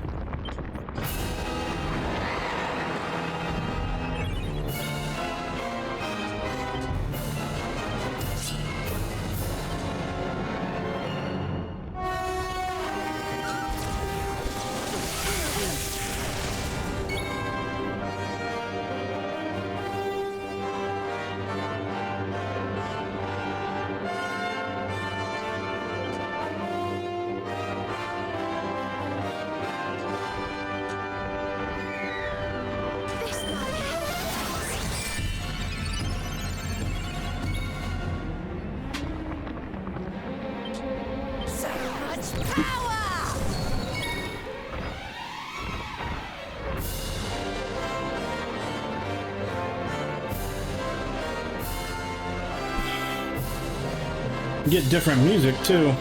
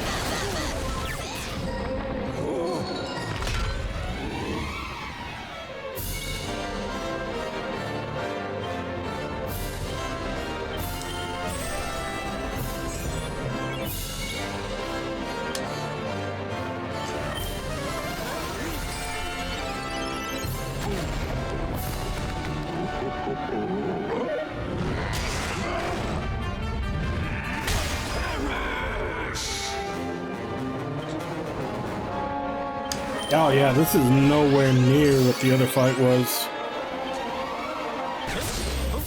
Like, we're doing double the damage, he's doing half damage, and it looks like he's not even taking as many turns.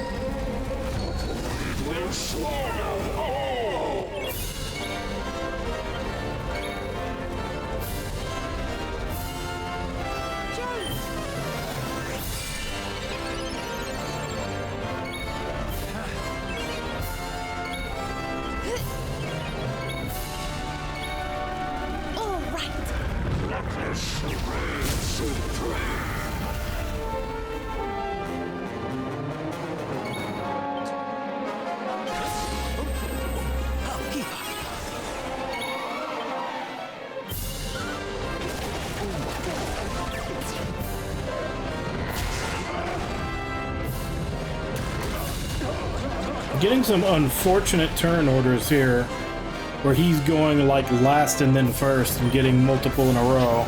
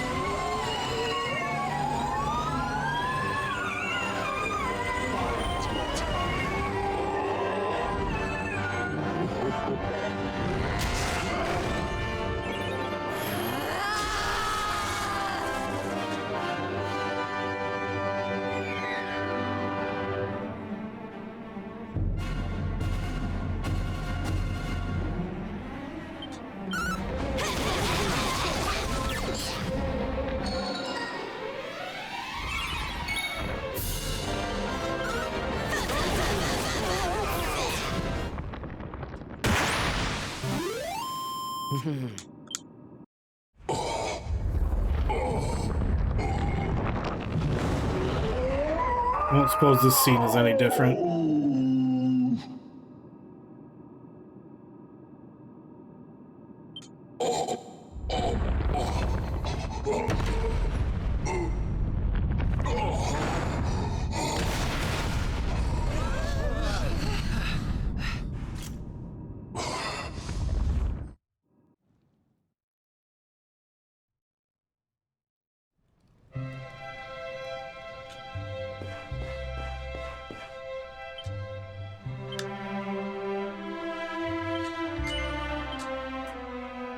Yeah, that was like a night and day difference.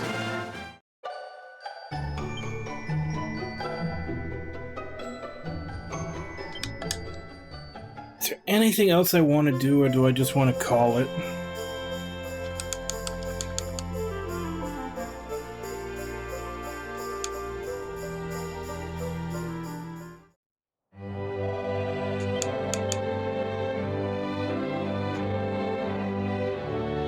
Yeah, I think I might just call it.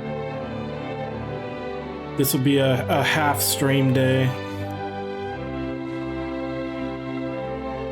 And then we'll start on Grandia 3 tomorrow, because I still haven't gotten that completely set up.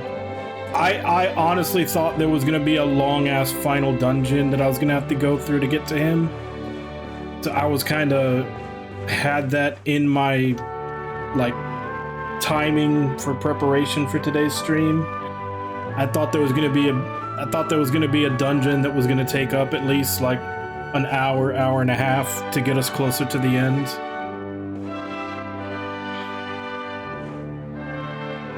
But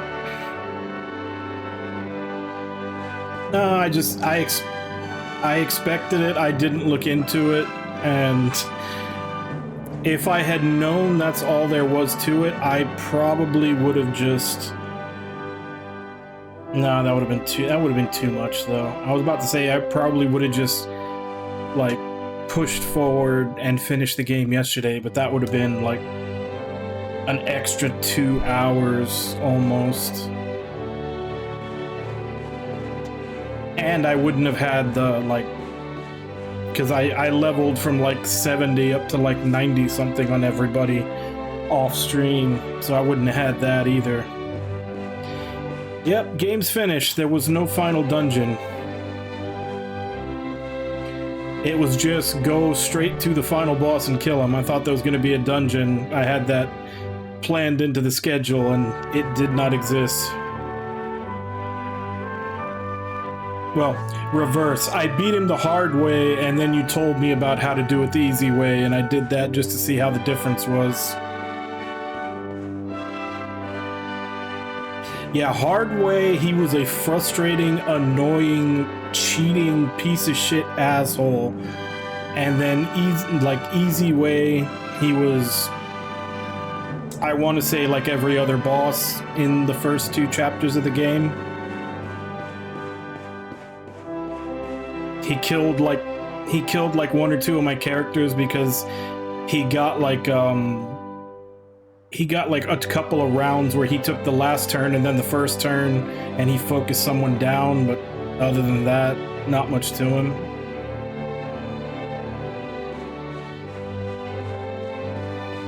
Whereas the hard way, he was just constantly, like, I didn't even have a chance to buff or do anything because I usually had to have at least one person dedicated to healing with other people helping. And even then it was by, like, I had 2 characters, one that was okay and one that was on the verge of death. And when he did his, like, right before he dies, make it to where only one character is fighting, he actually picked the one that was kind of okay, which was Hendrik. So one with Hendrik by, like, the tiniest of margins. But, yeah, I think I'm gonna go ahead and end my playthrough here. Didn't do everything, but I'm satisfied with what I did.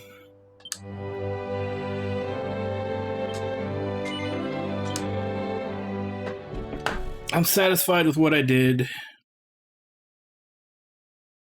Although, if I were to give a recommendation for this game, and if for some reason I were ever to play it again, I would definitely tell people just stop after Act 2. Like, if you want to know what happens in Act 3, I would suggest just looking up, you know, the cutscenes, but as far as actually playing the game and enjoying it, my suggestion to people would be stop after Act 2. You know, when you get your first set of credits, put it down, go look up what happens in Chapter 3, because, yeah, it's just a whole bunch of doing the same shit you did before, a whole bunch of reused assets, and a whole bunch of bosses whose entire shtick is they have 4 or 5 different status effects that disable your characters so that you can never do anything. I don't know. But yeah. I think this is the first time I may actually have to put, like, because a while back on my list of all the games I've done on stream, a while back I actually started putting ratings on everything. I think this might be the first one where I have to give 2 different ratings.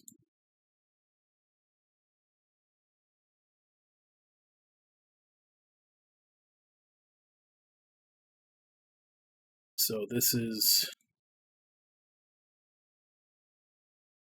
like game, and there's a link to the playlist on YouTube of all my stuff. My personal rating that I gave it and how long it took to beat. I think for this game, I'm probably going to give it 5 stars for Act 1 and 2. And then for Act 3, I think I'm only going to give it 3 stars. It wasn't terrible, but it was not nearly what the first 2 acts were. Like, I think I actually have to differentiate that. No, out of 5. Like, I like 100%, I really enjoyed Act 1 and 2. I was having fun. I was loving every moment of it. Even though the story was, like, super predictable, it was still pulled off well. Like, the actual scenes were still done well, even though I knew exactly what was going to happen. But yeah, 3 just literally felt like, if it was an anime, Chapter 3 felt like it was a filler arc.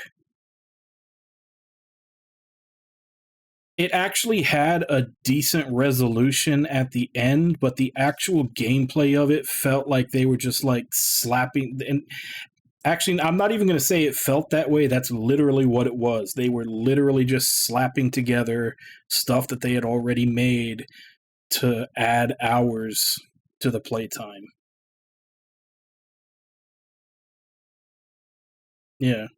But that's what I'm saying. Like, even though everything was very, like, telegraphed and everything was very predictable, it was done well. And I still enjoyed it. That's what I'm saying. Like, 5 out of 5 for Act 1 and 2, 3 out of 5 for Act 3. Act 3, literally, only bother with it if you just don't want if you just don't want the game to end and you don't want to stop playing, do it. But outside of that ending sequence and like the first and last cutscene for Act 3, and after that, there's pretty much nothing new.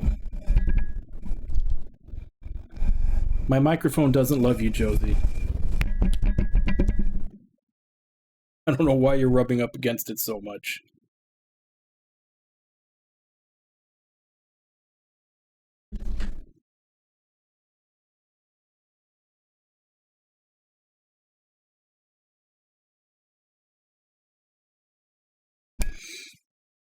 But yeah. I don't necessarily regret playing through Act 3, but I do think maybe I should have stopped at Act 2. Not only just because everything was rehashed, but also because a lot of the things that happened in Act 2 that were actually really cool kind of got undone in Act 3. Like, there were no consequences. Every decision and everything that happened in Act 2 that had legitimate consequences to, you literally just go back in time in Act 3 and fix everything, and everything is just mega happy. So yeah, I do definitely prefer the ending to Act 2 because, like, it had consequences to it. And in the third chapter, everything just got erased into being, 100% Saturday morning cartoon happy.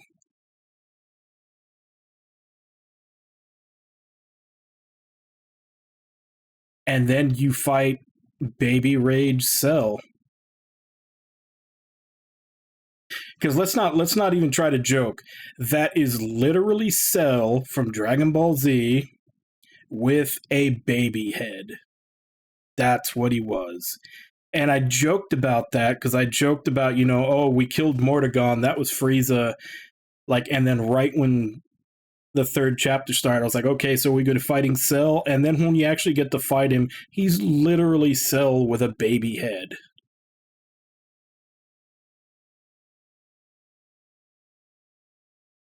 And that's even one of the things that makes Chapter 3 like so bad, is that all of the side content is literally you doing the same things that you did in Chapter 2 again to get a happier version of what happened, a more sanitized version of what happens.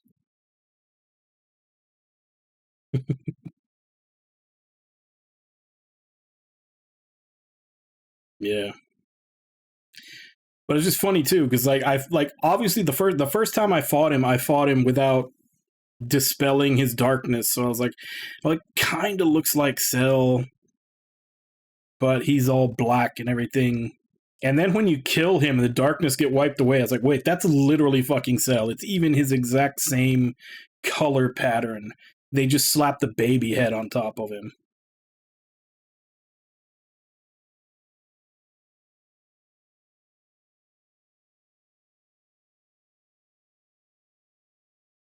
When did Michelle die?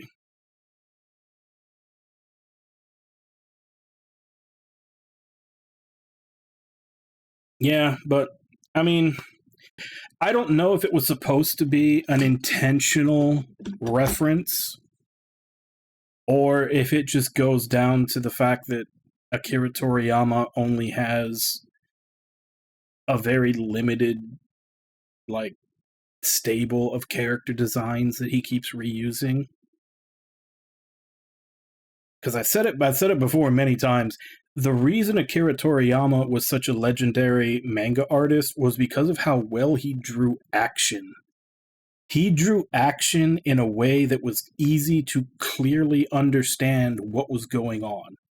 That's what made him an amazing manga artist. But after he basically slowed down in making manga, he started getting all these jobs as a character designer. That's like the weakest part of his art, and that's what everybody wanted to focus on.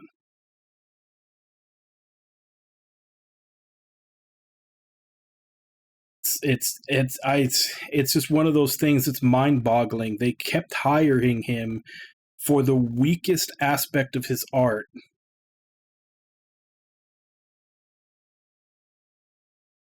Yeah. I don't know.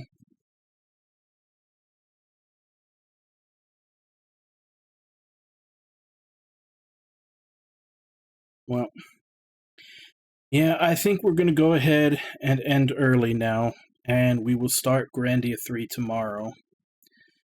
So, I guess let me go ahead and give call-outs, and then I will end, which is going to be hard, because there is a certain kitty who is laying on top of my mouse.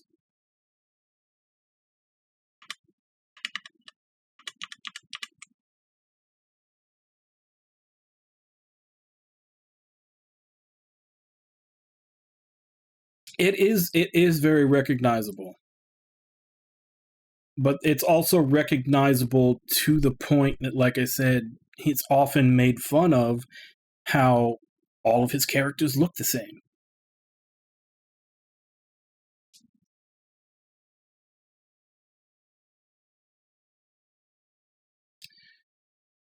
Alright, Josie, I'm gonna need my mouse.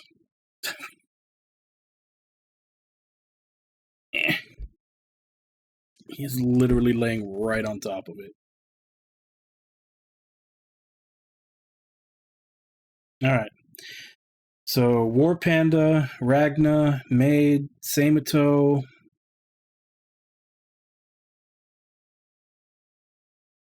By the way, he did not move at all. I put my hand under him to get to my mouse, and he just, like, plopped right down on top of my hand with his full weight again. Thank you all for coming in and chatting with me while I play, and thank anybody else who may have been lurking and watching. It's always appreciated. So, yeah, we are finished with Dragon Quest XI. Like I said, Act 1 and 2, 5 out of 5. Loved every minute of it. Act 3, 3 out of 5. It was, it was okay. But it undid a lot of the things I liked about Act 2, and it was 100% reused assets. So, overall, still enjoyed the game. But like I said, I loved every minute of Act 1 and 2. Probably should have stopped there. But, yeah, we'll be starting with Grandia 3 tomorrow. And as for right now, let me see if I can find someone to raid.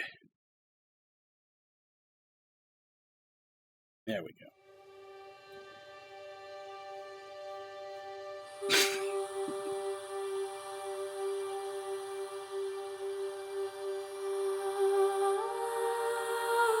It's very interesting trying to control a mouse with a 20-pound cat laying on top of your hand while you do it.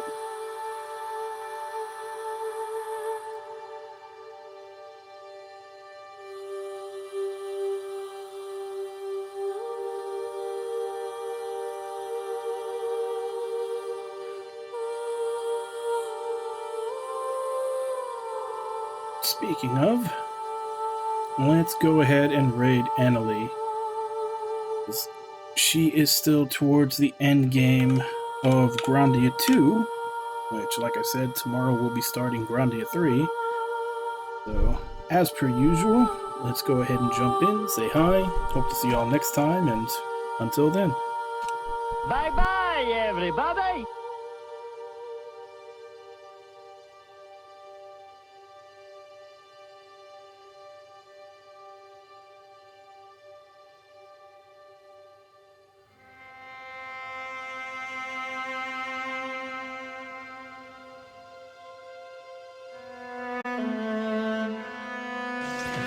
We're over half.